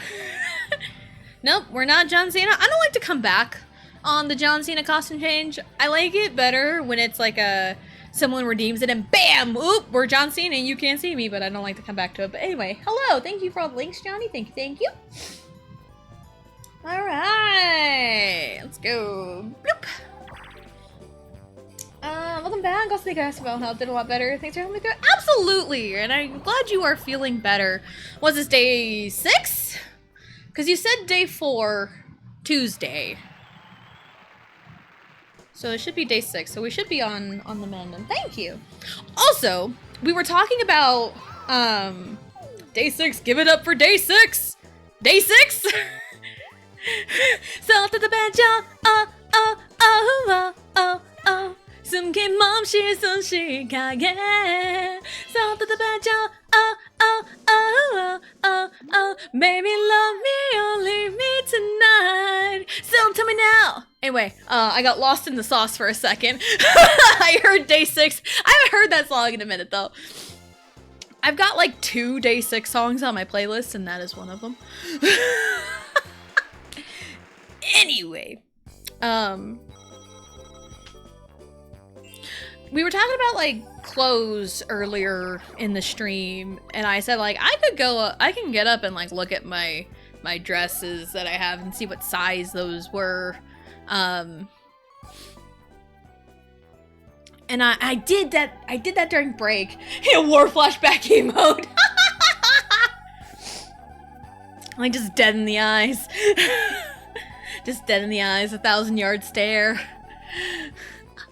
Where? Okay, yeah, I got swap with Mario. 1, 2, 3, 4, 5, 6, 7, 8, 9, 10, 11, 12, 13, 14, 15, 16, 17, 18, 19, 20, 24. If I can get 24. Yeah, I did look at my dress sizes. My wedding dress was a 14. My bridesmaid dress is a 12. Hell yeah. And my prom dress was a 6. Make that make sense. And it's like, I wore the bridesmaid's dress, like, yeah, I was pregnant, but like, I wore it only 2 years after, let me go this way, duh. I wore it only 2 years after prom, so. What do you have?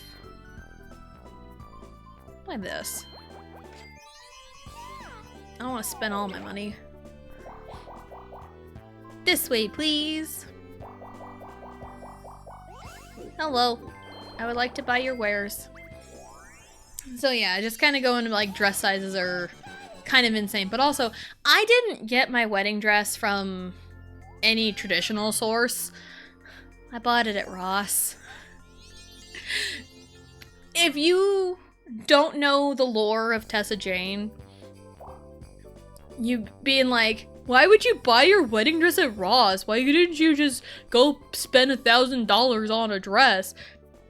Well, I would love to tell you the story of how me and my husband got married in 23 days. We had 23 days to plan a wedding. So, I kind of had to shop at Ross for a wedding dress that would fit me and my pregnant belly because my mother was super old-fashioned and essentially forced me and Vegito to get married when we did. And, looking back on it, I really wish I, like, legitimately spoke up about it, but that's, like, my own trauma that I need to work through.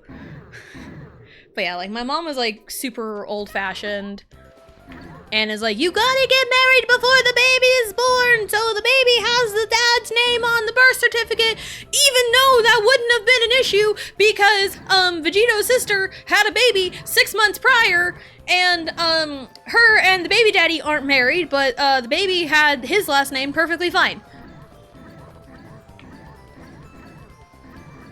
So, That was my mom's whole reasoning on it. And you look beautiful. Well, thank you.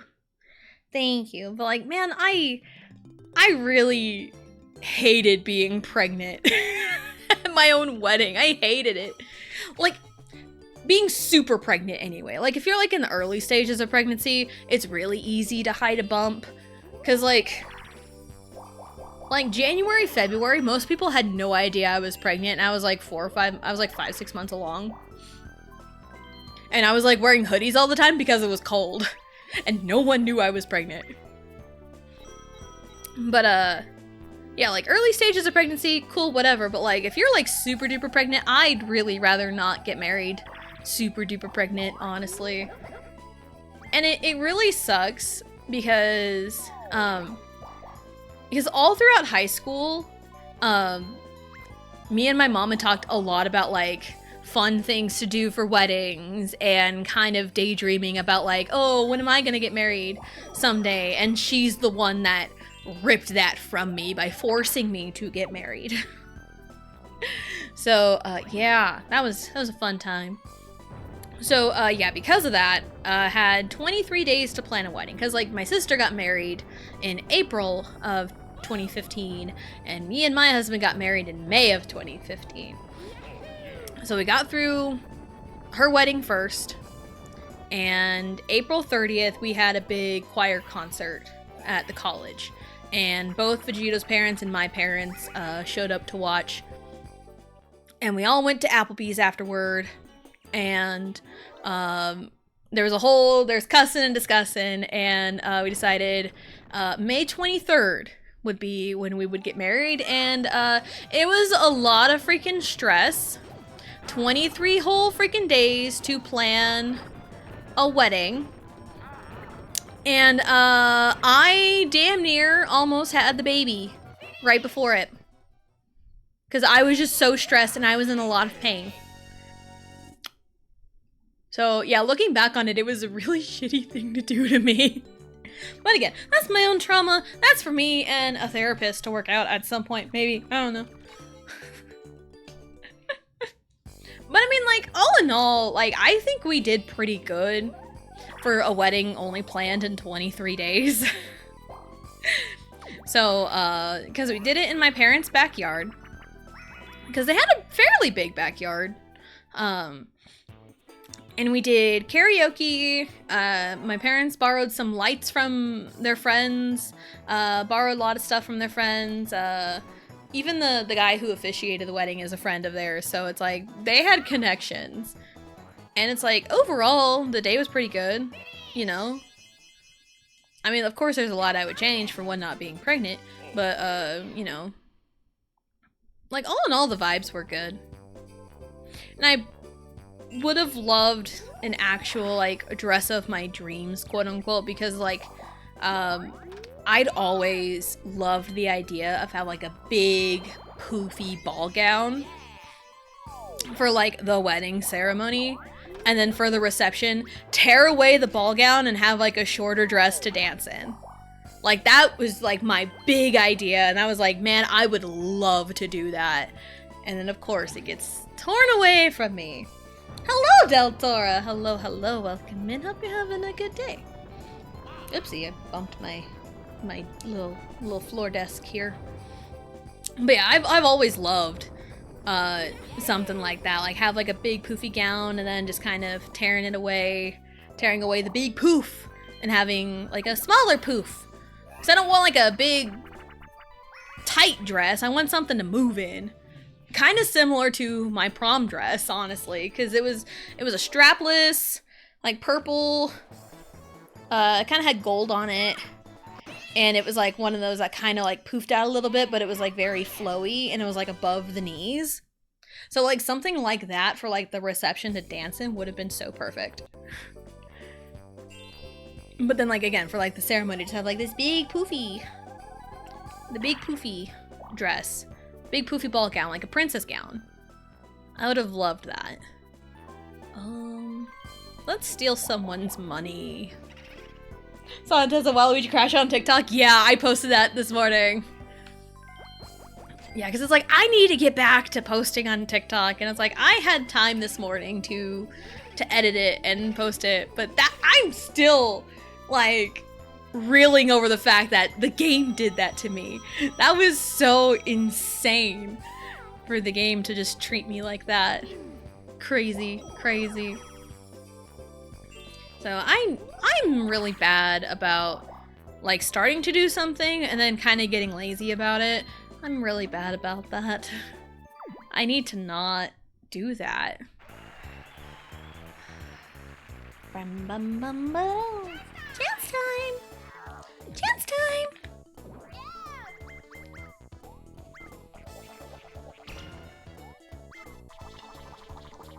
Okay, good. Oh, I can relax now. Anytime I see all stars, the energy just, like, I'm sure the color drains from my face. It's just, ugh.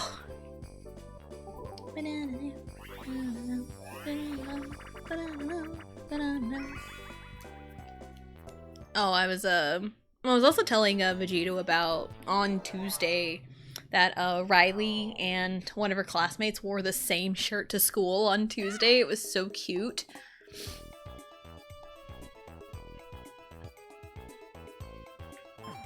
Five. It was super adorable, and when I told him, he made the joke of like, well, one of us has to change. Battle Royale 4. And it's like, well, when you're a kid, it's super adorable when you wear the same shirt as a friend. But then it's like, when you're like a, teenager, use an item, the B button. Take to test the stars. No, don't do that. Don't take my stars. But yeah, it's like Riley and one of her friends wore the same exact t-shirt to school on Tuesday, and it was like the cutest thing. They were both super excited about it, and I was telling Vegito about it, and he made the joke of like, oh, well, one of us has to change. It's like, well, it's not a big deal when you're a kid, but then like when you get to like high school, it does become a big deal. But like for me, I've never like understood that whole thing and why it's like a big deal. I never really understood that, because like clothes are clothes, and if you wear the same thing as someone, why does it matter? Because everyone has their own style anyway. But I also told him where I got my prom dress, that store wrote down where all of their clients were going to prom, like which prom they were going to. So that way, they wouldn't sell the same dress to another person going to that prom. So it's like, for something like prom, I can understand. I can kind of understand on that front, like not wearing the same prom dress as someone. But like, as an adult, honestly, for me, it just doesn't matter. It doesn't really matter. Yeah, it just doesn't matter. But I mean, like, that's kind of like a neat thing to do. To like write down all your clients, what school, what prom they're going to, and what school. So, but yeah, my prom dress, yeah, it was a strapless, purple, gold. It's kind of a warmer purple, I think. Purple and gold. It had like sequin gold and stuff.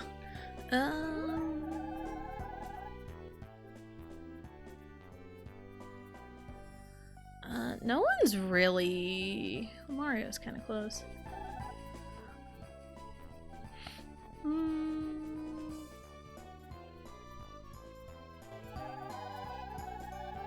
Now, see what I can buy. And also, I looked at my my sister's prom dress that I am in possession of for whatever reason. No, I know what reason I have this dress in. Because for some reason, my sister is not super attached to her prom dresses.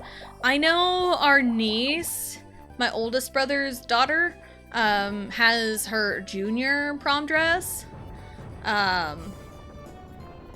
I have her senior prom dress because she didn't want to take it with her. When we were cleaning out stuff for, when Dad died, we were cleaning out the house and her senior prom dress was still there. It's like, I didn't want it to just be left there, not to be, you know, done anything with. So I took it in case it's like I give it to, you know, my niece or give it to someone else who needs a dress or hold it on for my kids to use one day. I don't know. So, and I looked at that one size too, and that one's an 8. So it's like, dress sizes are fucking wild.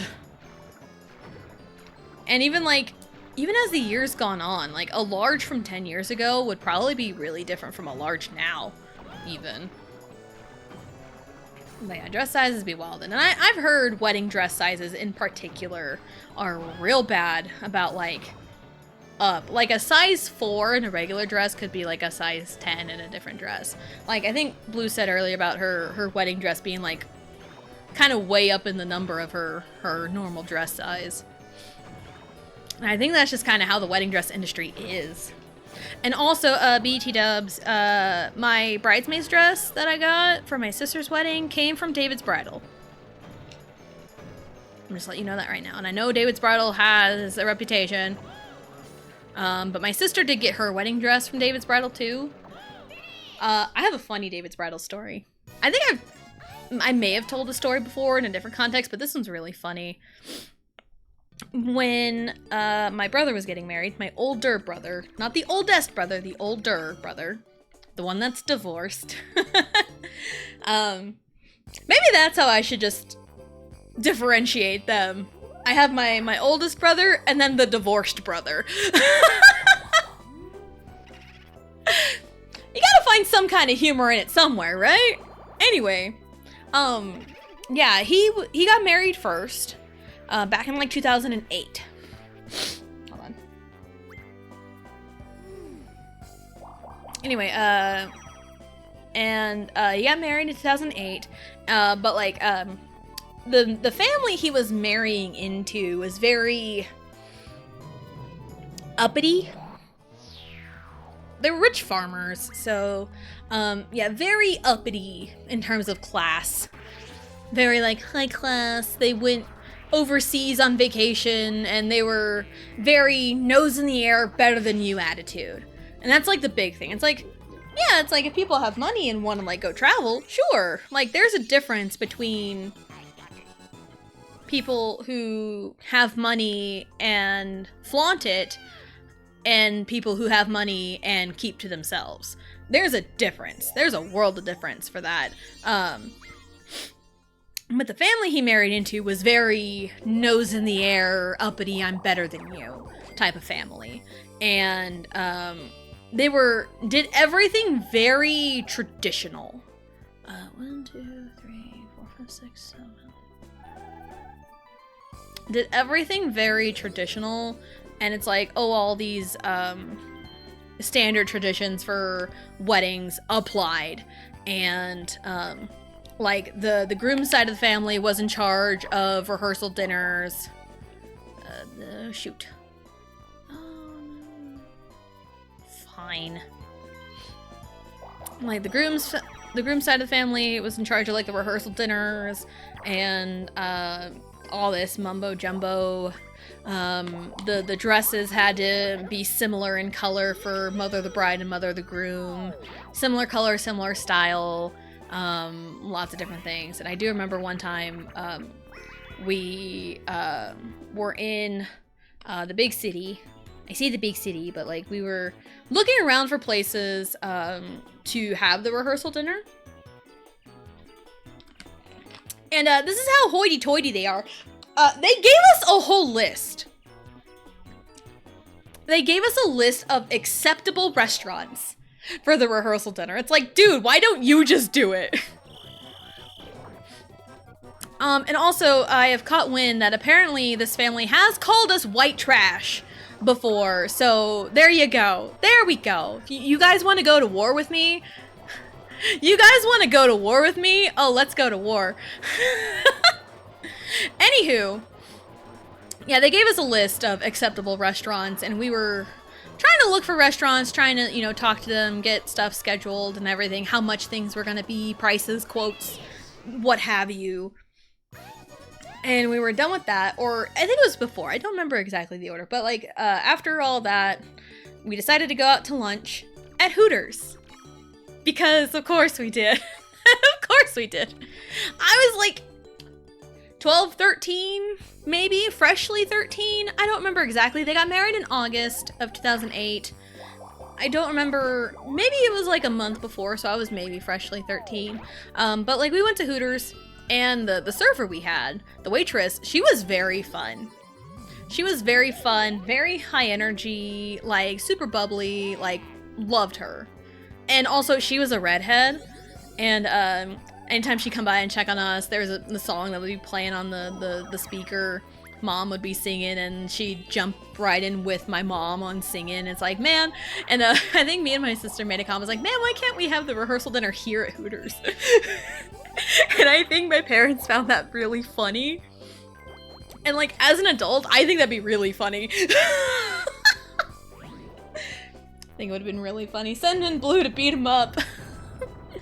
Yeah, go to war with me of the people that have called me white trash.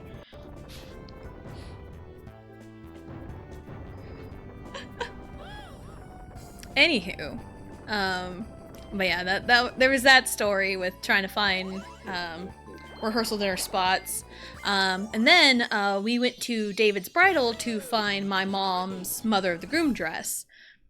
And while we were there, there was another lady trying on wedding gowns. It was a real quiet moment. I think Mom was trying on some kind of dress, and this other gal kind of comes out, you know, trying on her gowns, and it was real quiet, and this lady's phone rings. Ringtone, loudspeaker. It's the clip from South Park of Cartman going, fuck, fuckity, fuck, fuck, fuck. So all you hear ringing throughout this David's Bridal is fuck, fuckity, fuck, fuck, fuck. Fuck, fuckity, fuck, fuck, fuck. Fuck, fuckity, fuck, fuck, fuck. That's all you hear, and it was so funny. Oh, I hope she's living her best life, honestly. Oh, it was so funny. It was so funny. I was trying so hard not to just bust out laughing. Oh, it was so funny. Oh, goodness. Like, I specifically remember that. It was so good. It was so funny. Like, that's like a core memory for me. And it's like, I don't even know this lady. I think she's around my brother's ages. I mean, a bride getting married in that time frame definitely checks out for 80s baby. But yeah, that was so funny. All you hear is just fuck, fuckity, fuck, fuck, fuck. Oh man. Oh man, it was so funny.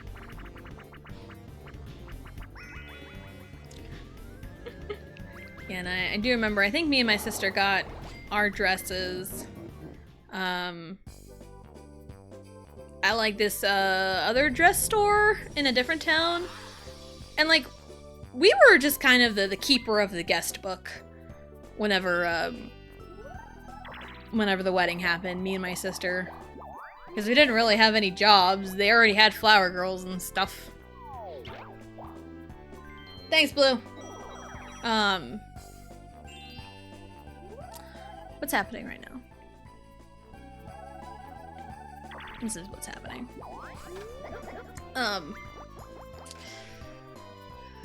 So yeah, and I still have that dress too. I didn't look at that one size, because I mean, I wore it when I was 13. It is I can describe it pretty easy.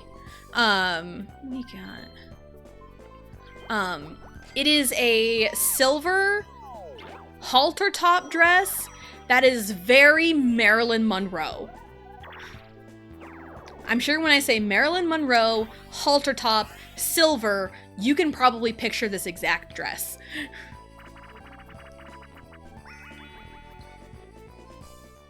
Congenital... Yeah, congenital tail? Yeah. Yeah, it is a crazy bot name. That is insane. But yeah, that was the dress I had for my brother's wedding. At least my divorced brother's wedding.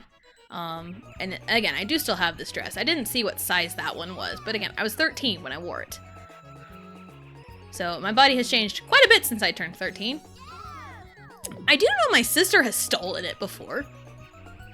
Because the trope is, and I got my lick back when I went to college and stole some clothes of hers that didn't fit her anymore. Usually it's the little sister stealing the big sister's clothes. That's usually what it is, but no, she stole my clothes half the time.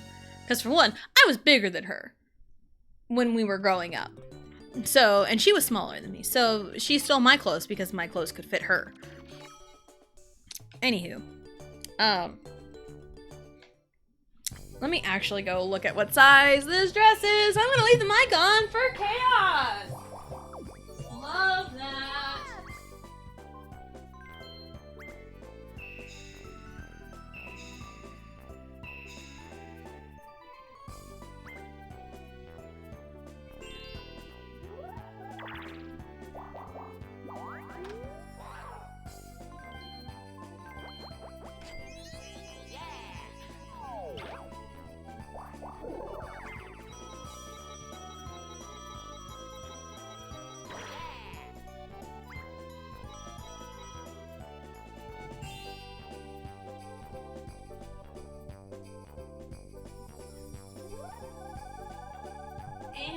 Sitting down. Ow! Everything's cracking. I don't know if anyone heard that. Alright, bad news. I don't have like a number size on those dresses. Cause that dress, that silver Marilyn Monroe dress, is labeled as a medium, so I don't know what constitutes a medium. And I had another fancy dress that I wore for a semi-formal dance in high school. And I think I wore that dress again for my oldest brother's wedding. I think. And that is labeled a large. Or maybe I didn't. I don't remember. Because it is a white dress. It is a white and kind of a snowy blue. It's really pretty. And I also have this dress that I bought in New York. And it's labeled a large. It's a kind of a darker teal color, and it's very sparkly. I wore it when my dance team went to the Nutcracker that year.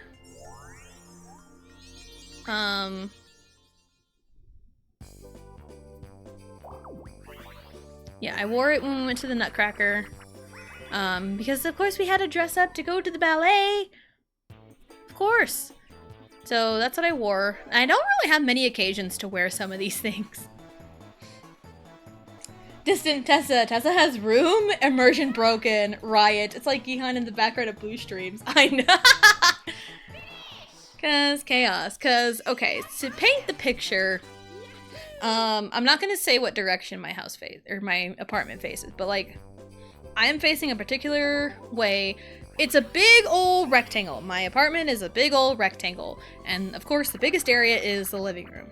I am in the living room, and furthest to me, to my left, are all the bedrooms. And, my bedroom is in the tiny hallway and directly left. So I wasn't too far. But like, in my line of sight, I can see into the kids' bedroom. So, and then to the right is the bathroom. Give you a lay of the land. And directly in front of me right now by my TV is the kitchen. So, there's kind of the lay of the land a little bit. Draw the picture. Tessa lives in a rectangle. I did say earlier, according to my measurements, my body type is rectangle. Nice. Because I've looked into this. Like, I've I've looked into a lot like body shapes. And like I can plug my measurements. Like I don't have like a good fabric measurer, so measurer? What? Measurer. A measurer. What language am I speaking? I don't know anymore. I don't have like a fabric tape measure. There we go. Got there. So I can't like comfortably take my measurements. But I know there's different ways to do it without one of those. And I just finagle my way around an actual tape measure. And it's like, yes, I know there's an easy way to do it. Just grab like some long piece of fabric and just do that and then just measure the fabric. It's an easy way to do it. So it's like I take my measurements and like I can plug those in to like these measurement calculators to get your body shape, and it'll tell me rectangle every time. But it's like I look at my silhouette straight on and like I have a fairly defined waist. I don't know if a lot of like my weight is carried lower. It probably is. Because again, I do have a little bit of a belly because I have had children. I have had children. I have had 2 kids. So it's like, there is a lot of like, you know, extra skin just kind of right there. But like, looking at my silhouette straight on, there is a defined waist there. So, I don't know. But I'm a rectangle. At least I'm a rectangle and not a square. Haha. Not an L7 weenie. I mean, today on the outside, it's summer. If I step outside, it is summer. And I hate it. Where am I going? I don't have a key though. 1, 2, 3, 4, 5, 6, 7, 8, 9. Again, I don't have a key. We can go that way.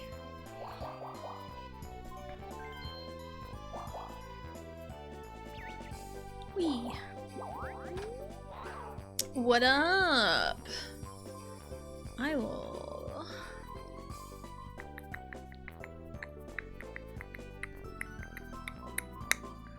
I'll take another one.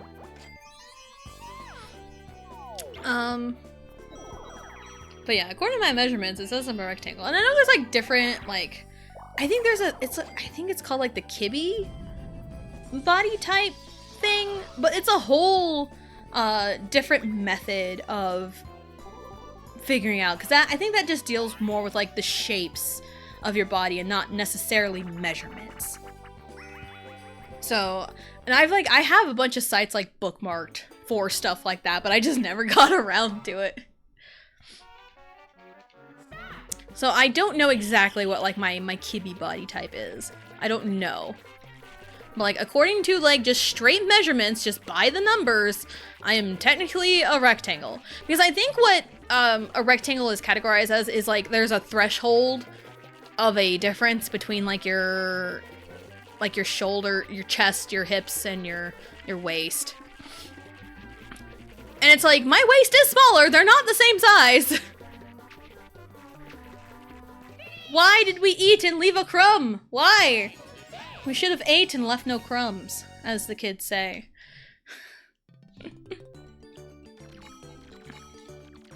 So, that's just one thing. It's like, well... But it's like, I'm also really comfortable in my body now. That, like, I really don't care much about, like, what size my clothes are.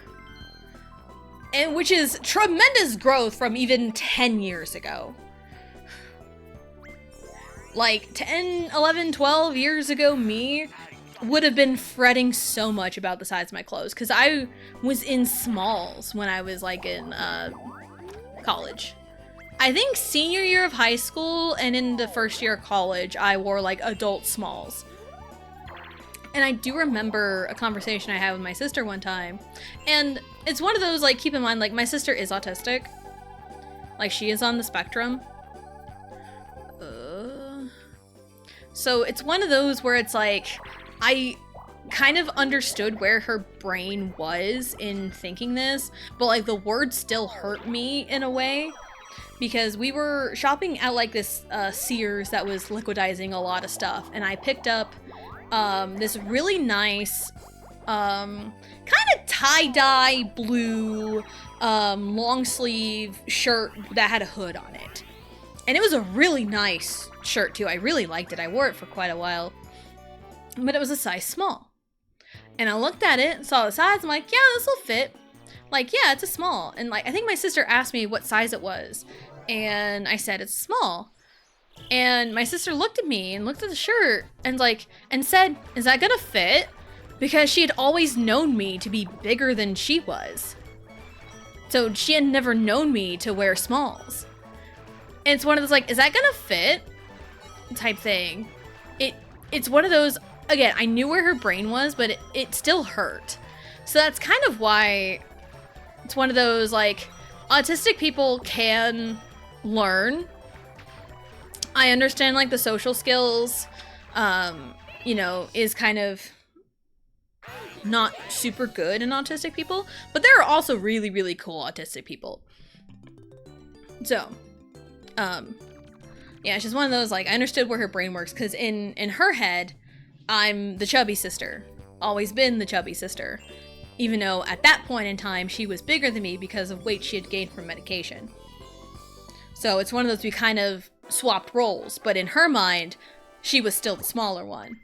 So it's one of those comments where it's like, I knew where her brain was, but it still hurt to hear that. It's like, do you really not see this? And it also messed with me too, because I was, you know, constantly dealing with body image issues thanks to my mom and being compared to my sister and everything. And so it was a whole freaking thing. So, but like even now, it's like, I really don't care. I just go off of like measurements. I know what size I need. I just want something that fits properly. That's all I'm after, is something that fits.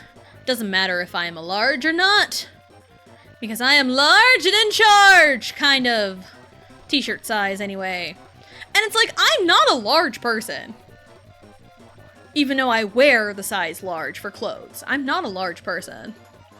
It's just the size of the clothes. But again, it really doesn't matter. As long as they fit. And I feel good in it. That's what matters. Because, like, again, even the tank top I'm wearing is a medium I got from 2017. I hate these ones. And it fits me. But it's like, if it was like a t-shirt that had sleeves, there is no way in hell it would fit me. Because my shoulders are big. They are big. Like, I don't think I have, like, full-on linebacker shoulders. But my shoulders are pretty big in comparison. Oh my god.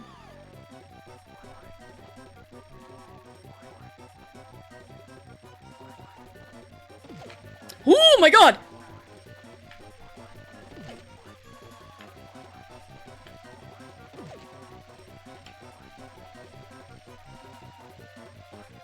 Oh, thank god. Whew.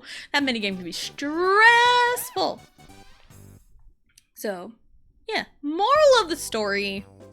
The actual size and the number you see on your clothes does not matter in the grand scheme of things. It's how it fits your body.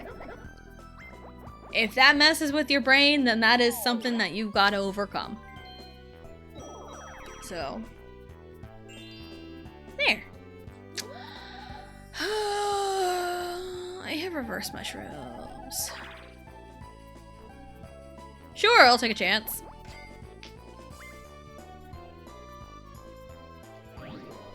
Take a chance. I think it's all the way down. I think if I go all the way down, I'll be okay. Goodbye. Yes, it is. It's right there. I should be good. Yeah! Hello!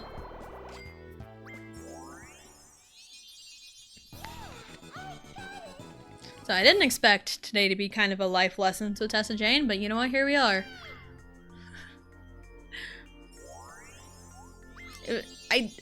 Going back to Xenoblade, I do remember a particular clip I made a long time ago. I was talking about, like, you know, something, given a life lesson, and I think I was in a chain attack, or it was like right before a chain attack, I think, and I was being all super sentimental, serious, and then I said, like, can I smash? Like, you know, break, topple, launch, and smash. It's like, can I smash? It's like, oh great, I went from life lessons to can I smash?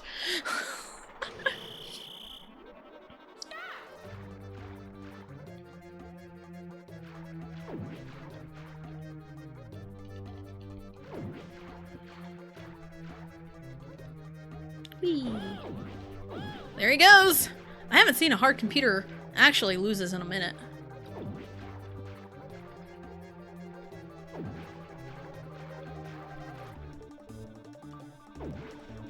Alright, that worked. Also life lesson. What, can I smash? Is that a life lesson? Going from life lessons to can I smash? I do remember it was particularly Xenoblade 3, because I think I was doing Alexandria's Ascension quest? I think that's what I was doing. Crazy how I remember some of these things.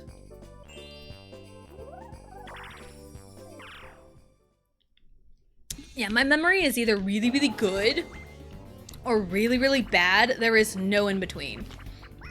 Like, give me a 10-minute dance routine to learn, I'll learn it and I'll remember it for a long time. Like, I can, like, put on a playlist of, like, 2nd, 3rd gen K-pop songs and I can just do the dances pretty easy without looking them up. Because I've learned them and I know them. But give me, like, a 10-digit number combination? Nah. Nah, fam. Like, it took me years to memorize my social security number. I don't even have my children's social security numbers memorized. They are written down on a paper in my wallet. I had to pull it out yesterday to fill out a form for the doctor. Oh shit, I should have went backwards. It's fine. It's fine. Where are we going? Up there anyway, it's fine. Anywho, but yeah, like, I don't even have my kids' social security numbers memorized. I do have them written down on a paper in my wallet, like, for real. I know my mom had all our socials memorized and everything, but, like, I'm really bad with number combinations. If it's not, like, 4 digits, fuck that. If it's more than 4 digits, nope, can't do it. Like, it took me a long time to memorize my phone number that I had in high school. Because I think I got a new number when I was like a junior or senior. And it took me a long time to get that memorized. And I had that number for a while. Like maybe a couple years. And then when we got married, me and Vegito got married, he just put me on his phone plan, and I got a new phone. My first iPhone, I think it was an iPhone 5S. I think it was a 5S that I got.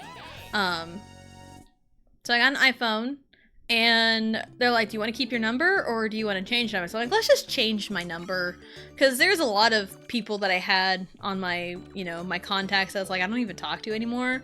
And also, like, the real ones who actually do talk to me would care more. So I had my number changed to something else, and that took me a while to memorize. But I had that one memorized in, like, maybe a year or so. It took me a while to memorize Vegito's phone number. Because when I go to places and he has, like, rewards and stuff, and I have to input his phone number, I had to do that a lot. I kind of had to get good at knowing his phone number. But also growing up, there were 3 numbers that I needed to know. One of them I kind of didn't know, but it was easy to look up in the phone book because, hey, phone books existed back then.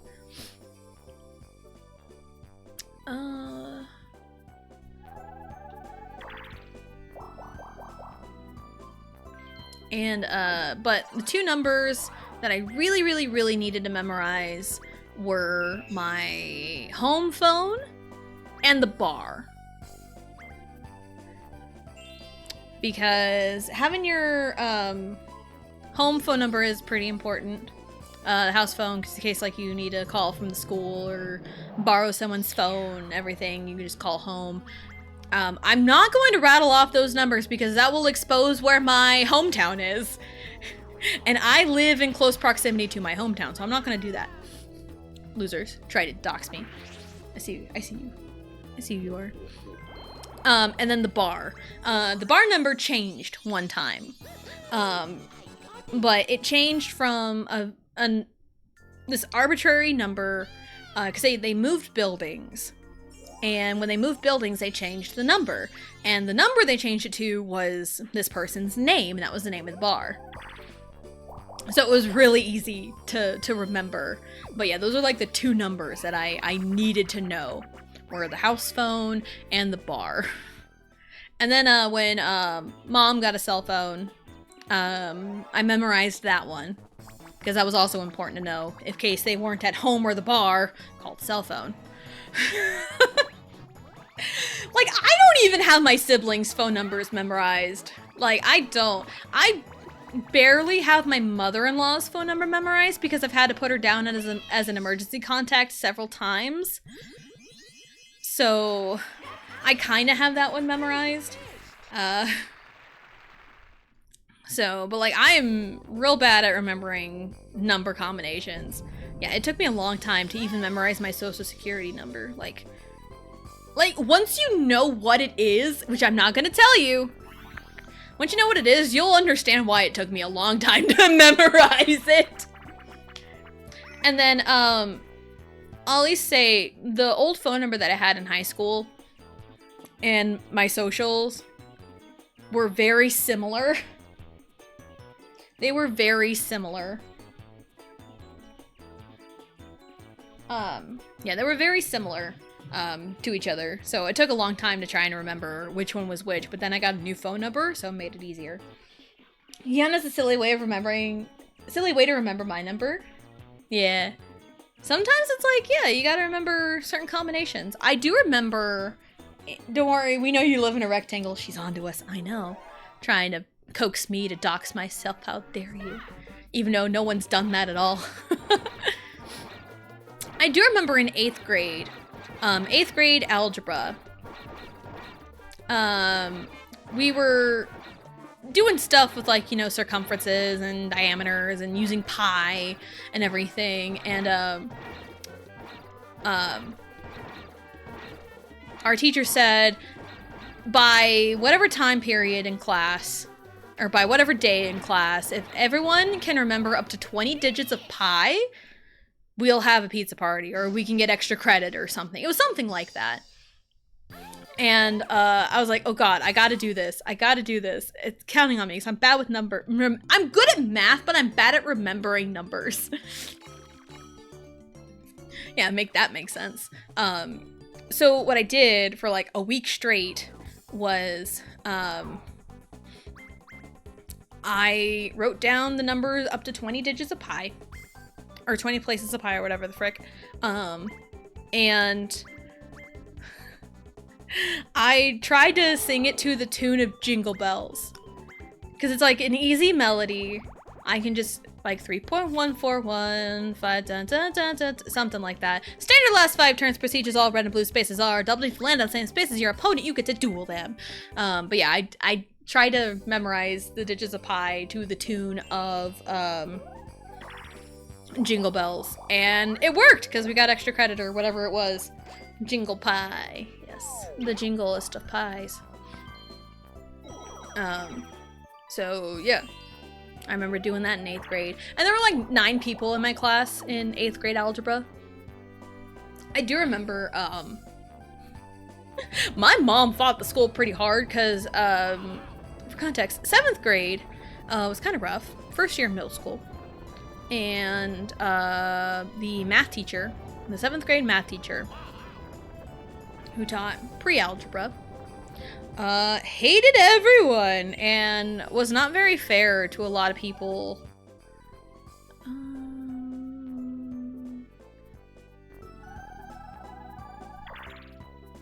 Oops. Was not very fair to a lot of people, and I think I ended up with like a D in his class. And I've always been good at math. Always have been. And so my final grade in pre-algebra was a D. And when we got our schedule, when we enrolled for 8th grade,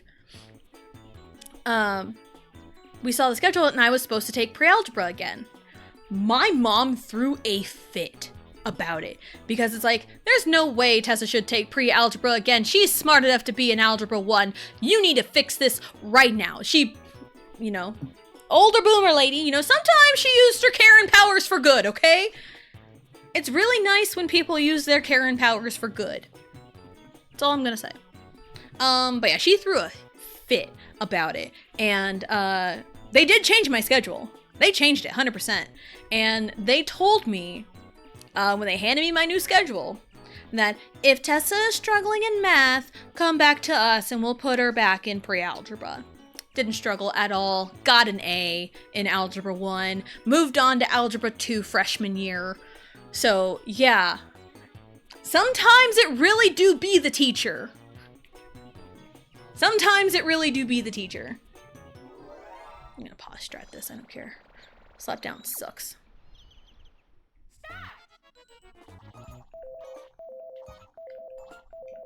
Nope. Nope. Nope. Hee hee hee hee.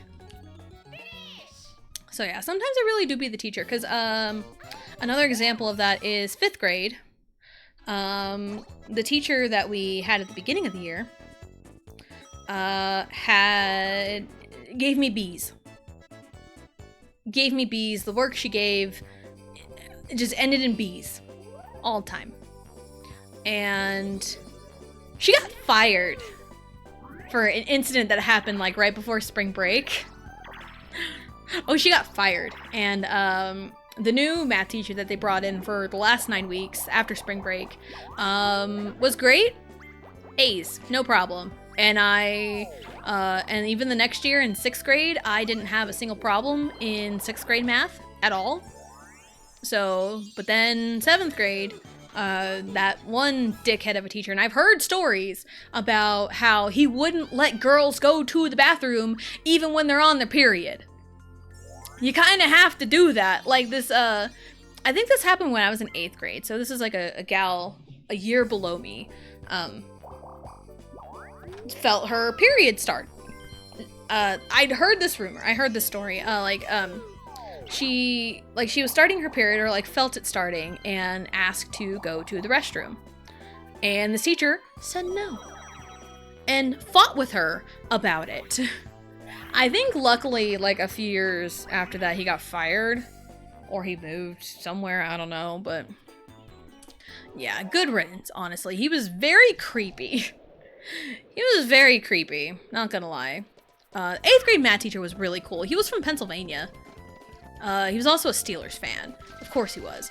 But he was real cool, real sports guy, you know, kind of gelled with him a lot. And also I had a smaller class. You know, again, 9 people in my Algebra 1 class. So, it was really nice. Oh no! I've lost. I did better than last time. It's fine. So, yeah, again, sometimes I really do be the teacher. Sometimes it really do be the teacher. Even Vegito's has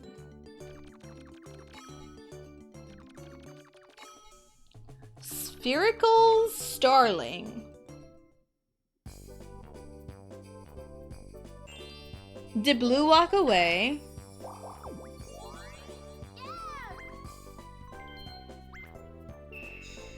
I'm gonna say she walked away. Because, like, the one bot from earlier... the one bot from earlier, she was on top of it. I was like, of course a bot's gonna show up. Did she walk away? Yep. Yep, saw this coming. It's fine. I have a delay. Not a delay. I waited for a few seconds when I saw it pop up.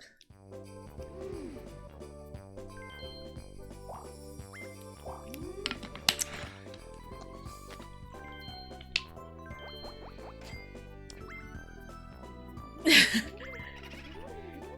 soon as I heard you say spherical starling, I looked over so fast. I was like, what? At least it's a better one than the last one.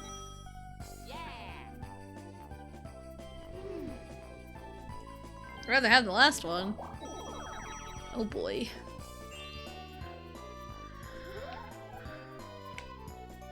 I have a plan, don't worry. 1 and 3! Nice, I dabbed. And no one has to see it.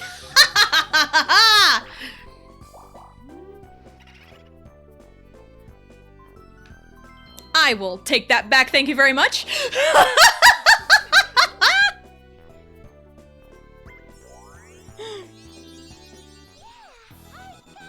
Oh, I'm 1 coin short from 143, the ultimate number.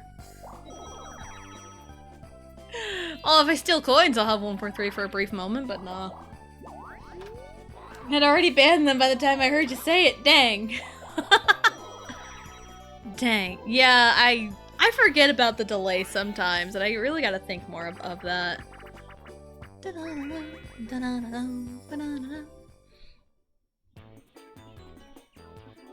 Okay.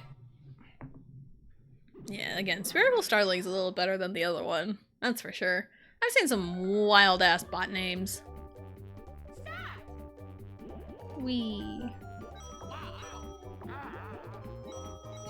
Oh, I think I got that one, did I? Ah! Thank you!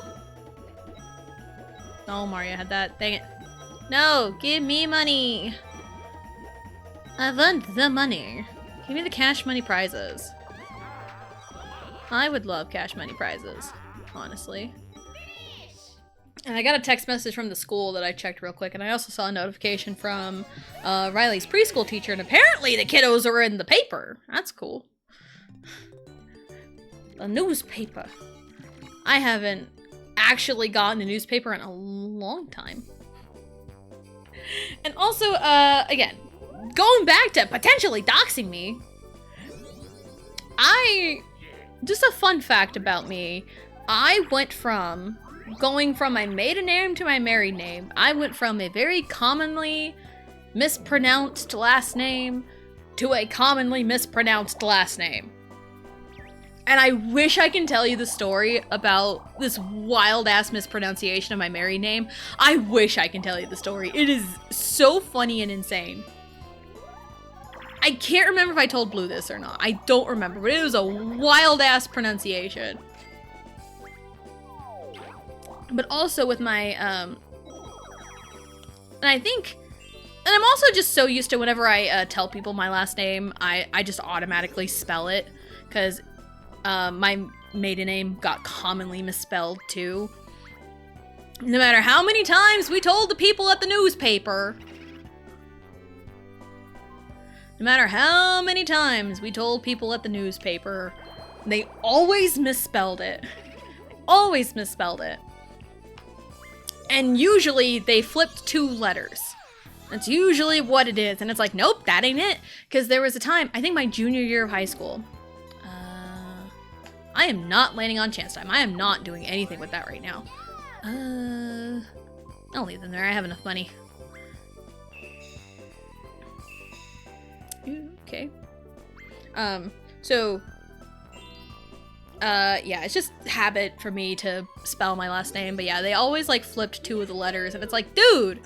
And because of the letter flipping, my junior year, my softball t-shirt, and it's like, hey, we're gonna put your last names on the back of these t-shirts. And, you know, like, write them down so there's no chance of misspelling it.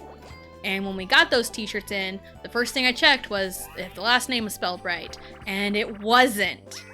It was not spelled right. I went to the coaches immediately, said, hey, my name's spelled wrong here. And they're like, oh shoot, we're sorry. We'll get that fixed. Never did.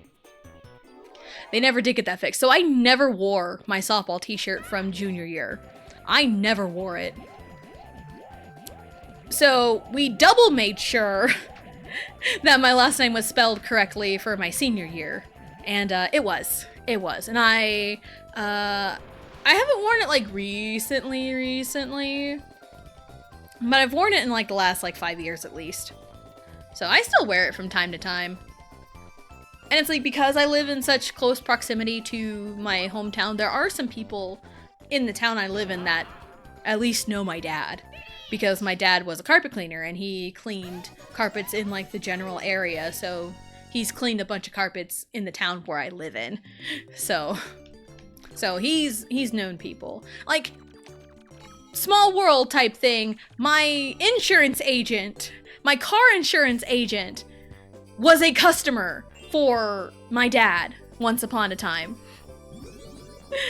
Because he talked about the cheesecakes he would make. It's like, yep, that was my dad. So again, small town type things. I always spell mine too, but that's because if I say it, they will not know what I'm saying. Yeah, that's like with my married name. Because like, if I just say it, they'll probably just think one way to spell it, so I always just be like, blah, and then blah, blah, blah, blah, blah, blah, blah, blah, blah, blah. So, I almost gave away how many letters were in my last name just because the normal cadence I went with. It's fine.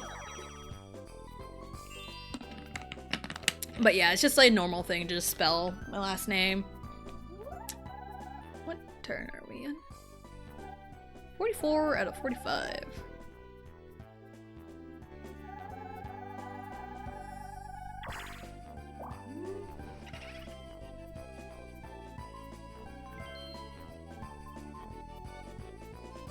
I mean, Wario's got boo repellent. So.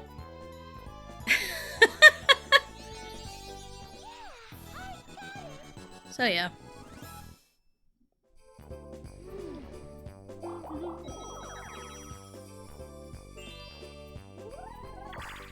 But again, it was also really, really funny growing up because all of my siblings have the same first initial. We all have the letter T. So I remember making a Facebook post one time saying if there was a letter addressed to T last name, who would open it? It was lots of funny responses from my siblings on that one. I always thought it was really funny.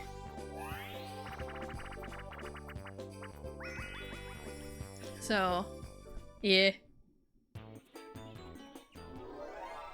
It's like we'd all just fight to the death for it, even though me and my sister are married and have different last names. You know, sometimes we're like, yeah, we're still, you know, insert last name here.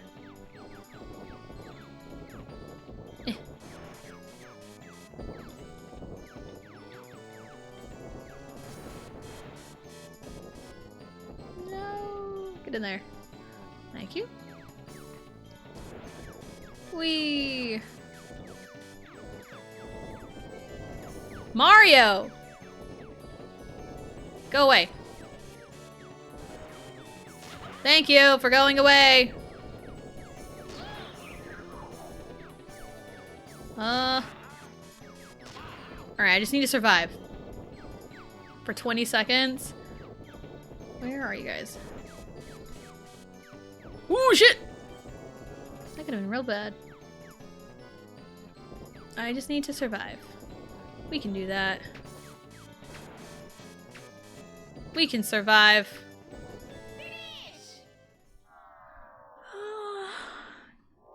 Alright, gotta get situated, set up. No worries, Blue, you're good. And hello, Stolas the Royal Owl. Hello, hello. Welcome in. Hope you're having a good day.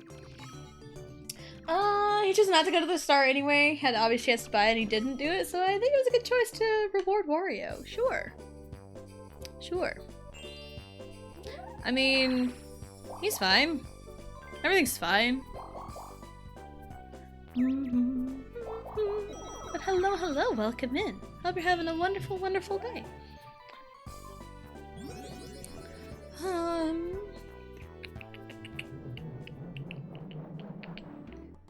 I do just kind of think about like back to high school in a way. Like, high school is like something I don't miss. Like, there are things I do kind of miss sometimes because I did play sports and I do miss softball a lot. But like, not like I wasn't really. I don't think I was really called by my last name. I think sometimes I was. Sometimes I wasn't. But I do specifically remember my coach calling me anytime I went up to the plate. It was always 2 dot because my jersey number was 20 all throughout high school. So anytime I went up to the plate, it was like, all right, 2 dot. Keep your head down, sit back and drive it. Let's go. You know, type thing. Always look for the sign. I was typically given the sign to bunt a lot of the time because I was really good at it. I was really good at bunting. I do remember, I've said this so many times. I just open up with like, yeah, I do remember I have 47 monies. 47 human money. They're not human monies though. They're not human monies. They're Mario monies. 47 Mario monies. 1, 2, 3, 4, 5. 1, 2, 3, 4, 5. Or 1, 2, 3, 4, 5. 3, 4, 5 Bowser. Ooh. But I get to see Boo again. I can't steal another star, but we can steal his monies.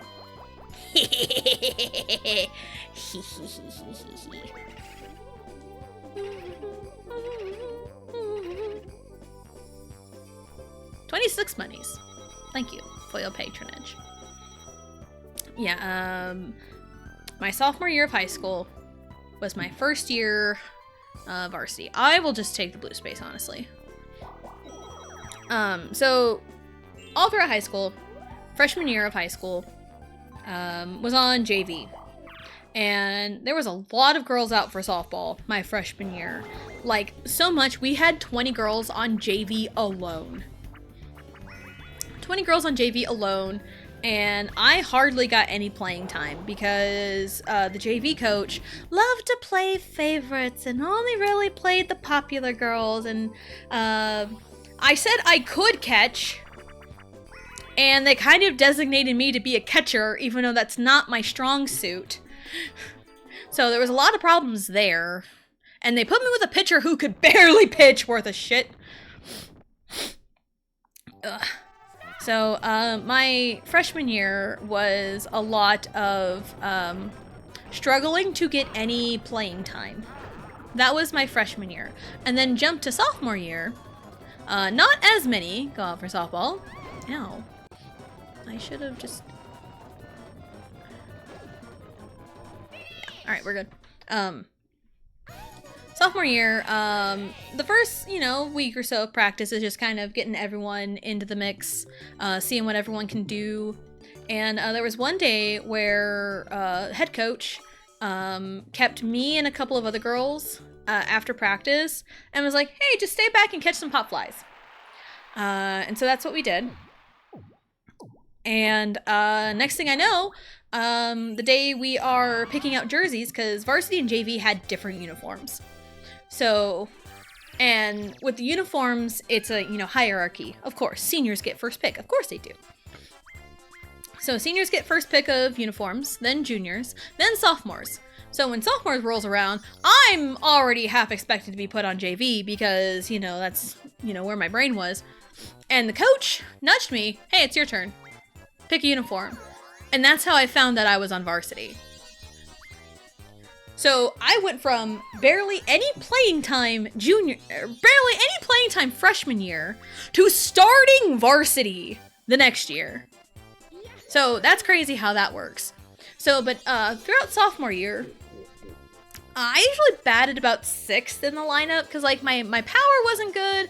I was still, learning a few things, still honing my craft. And a lot of situations led me to needing to bunt for base hits or bunt to move the runners. And I was pretty good at laying down bunts. And I think second to last game of the season, like right before regionals, I got moved to number 2. Because I remember the lineup got posted, and I was looking for my name at the bottom of the order because that's where I always was. And I'm like, that's weird. Am I not playing today? And the head coach is like, look up. And I happen to see me batting second in the order. And I look at coach, really confused. And then he's like, 'cause you can bunt. And that's where I was the rest of high school. So don't underestimate the power of small ball. So. Your boy Mario so got upset because he wanted to go to basket. His toy was so poor Mario. No, Mario, for me in my headcanon, Mario is the villain in Mario Party. He is the heel. He is the bad guy. Yeah, screw you, Mario. I don't care if it's Mario Party. It's Princess Peach Party today. In cross country in high school, for a team, your top 5 players are varsity runners. Our team only had 5 people, so freshman year, yeah, we were varsity. Let's go! It reminds me of freshman year in golf for me. There were only 3 of us, 2 seniors and me. Peach Party when? Yeah, Peach Party whenever you want. Peachy. 380 in mini games, 218 most held. Lots of money hoarding this go round. He had 7 happening. I tried on chance time, but I was real nervous on Mario's. But nope, no nerves here. Wario had lots of Bowser. Handful of battles, not too bad. Banks, items. I didn't land on a single bank. I didn't get money, get bitches. Alright. But, oh, we're in an ad break! Dang. It's fine. We'll just keep going, because it's about time to end anyway. It's like NFL place kickers. Yeah! You never know when you're gonna be needed. It's a specific skill set that if you're good at it, you're golden. And as we didn't have 5 runners at a race, we would get DQ, so we had people running when sick. Whoa! I know, ads. I'll read chat in a second. They're almost over. They're almost over. I promise. I promise ads are almost over. We can probably use Peach Party as our raid message. Yeah, we'll use Peach Party as our raid message. Alright, ads should be over. Let's get back to what Del Toro said. 5 players, varsity runner, 5 people, so freshman or varsity. Yeah. Love the automatic varsity. Love that. As we didn't have 5 runners at a race, we would get DQ. So we had people running while sick. 1 ran a race, the broken arm! Yo, that is insane. That is crazy. Running cross country with a broken arm is insanity. I hope whoever that was is going places, because that is a beast thing to do. Or Symphony Triangle players, they get paid a lot to hit that one note in every time performance. Or the slapstick people for Sleigh Ride and Christmas time. Those people are living their best life, honestly. Kid's still out running.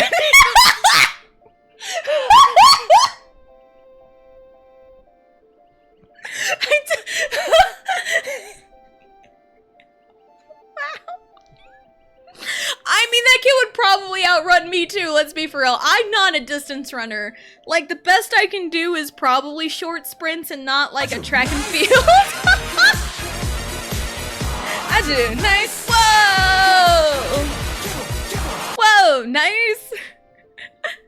I mean, like, best I could do is like sprint around the bases in a baseball game. That's about the best I got, because I was pretty fast around the bases. I think that helped me with my kind of high up in the batting order. That was wow. Yeah, I hope that kid is going places. I hope that kid is doing well in life. Man, I cannot do distance. I hate distance. Distance running is my nightmare. Because middle school PE, we were forced to run the mile like every 9 weeks, and it was awful. And we had to do it at a specific time. So like, I think my fastest mile time was like 7 minutes and like 50 something seconds. I had like a sub 8 mile I had to run. Oh, it was awful. I fucking hated the mile. I hated it. My best record for race was 19-ish minutes for 3.1 miles. Hey, you know, I'll take it. Probably better than I could have done. And even like middle school PE, every Friday was what we called distance day.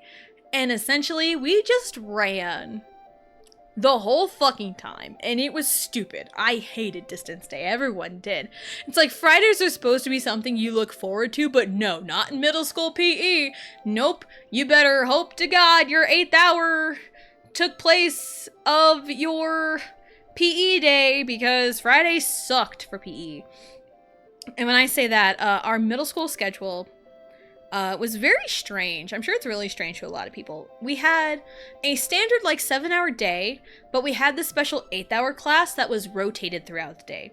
So like, let's say Monday. Monday, we have 1st through 7th hour, no problem. Tuesday, we had 8th hour for our 1st hour block, and then we go 2, 3, 4, 5, 6, 7. Wednesday, 1st hour, then 8th hour, then 3, 4, 5, 6, 7. Thursday would be 1 to 8th hour, and so on and so on. It all get rotated out until it hit 7th hour, and then it would reset. So it's like, there are some days where we didn't have a class. So it's like, you better hope to God that your 8th hour class took place of PE, unless your 8th hour class was PE. And then at that point, you better hope there was no 8th hour that day. So, yeah, it was rough. Should we all trust Donnie? Yes. Science point to yes. Had rotated periods too. I hate PE in the final class. Look forward to the mile. Yeah, I hated looking forward. I hated the mile. I hated it. So, luckily for high school PE, we only ever had to do it like 1 year. So most people did it freshman year. I'm a mess, mess, mess, mess, mess, mess, mess. I'm a mess in distress, but we're still the best dressed. Fearless, say yes, we don't dress to impress. So yeah, but with freshman PE, we had to run the mile 1 time at the beginning of the year. And she didn't care. Our PE teacher did not care, because she was really chill. She didn't care as long as we just finished it. And, I'm a mess, mess, mess, mess, mess, mess. I'm a mess in distress, but we're still the best dressed. Fearless, say yes, we don't dress to impress. Yeah, so I went from like a sub 8-minute mile to like double the time. I ran my mile freshman year in like 16 minutes because the teacher did not fucking care, and I loved it. So, yeah. We're gonna go Red Blue.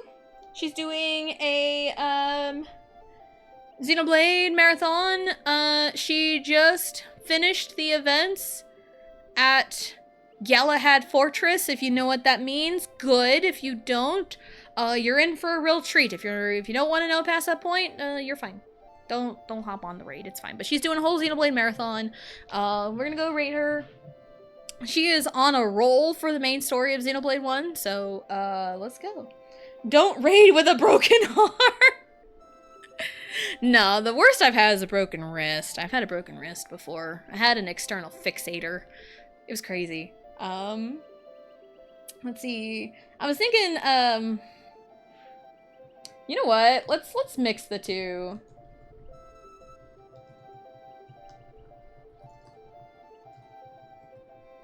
It's also really funny considering the area that she's in. This will be really, really funny.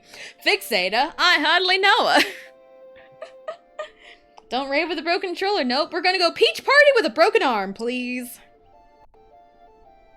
We're gonna have a Peach Party with a broken arm. Again, if you know what area of the game she's in, it's gonna be double funny. If you are subbed to me, you can use my emotes. If you are not subbed to me, you can use whatever emotes you want. Tessa Jane 18, I hear she's pretty cool. I hear she almost doxed herself today. But yeah, I think, yeah, that'll be it. Let's, now the question today pops up. I don't know if it's popped up before. Compliment yourself. I like how the conversation was. We did good. Hype energy. No, Deltora! Deltora. I will find something to aim at you with and force you to be nice to yourself. You ate my food. I do have a little bit more food now. I had a bowl of mac and cheese. It was pretty good. Alright, so we're gonna go raid blue. Schedule for the week, I never did go over it. Tomorrow is Mario Tennis. Then Monday will be Final Fantasy, and then so on and so forth. Mondays are Final Fantasy 16. Tess is cool. Hey, it's compliment yourself, not compliment me. I will take the compliments though. But you guys are awesome. I love you guys. You guys are good. Tess a good yapper. I have heard that, which again is pretty crazy if people who knew me growing up in school, they've probably never heard me talk this much in my life. So, alright, the raid's gonna send you before I do. So, Mondays are Final Fantasy 16, Tuesdays and Thursdays are Mario Party, and Wednesdays and Fridays are Mario Tennis Fever. So thank you everyone for coming and hanging out, and we will see you next time!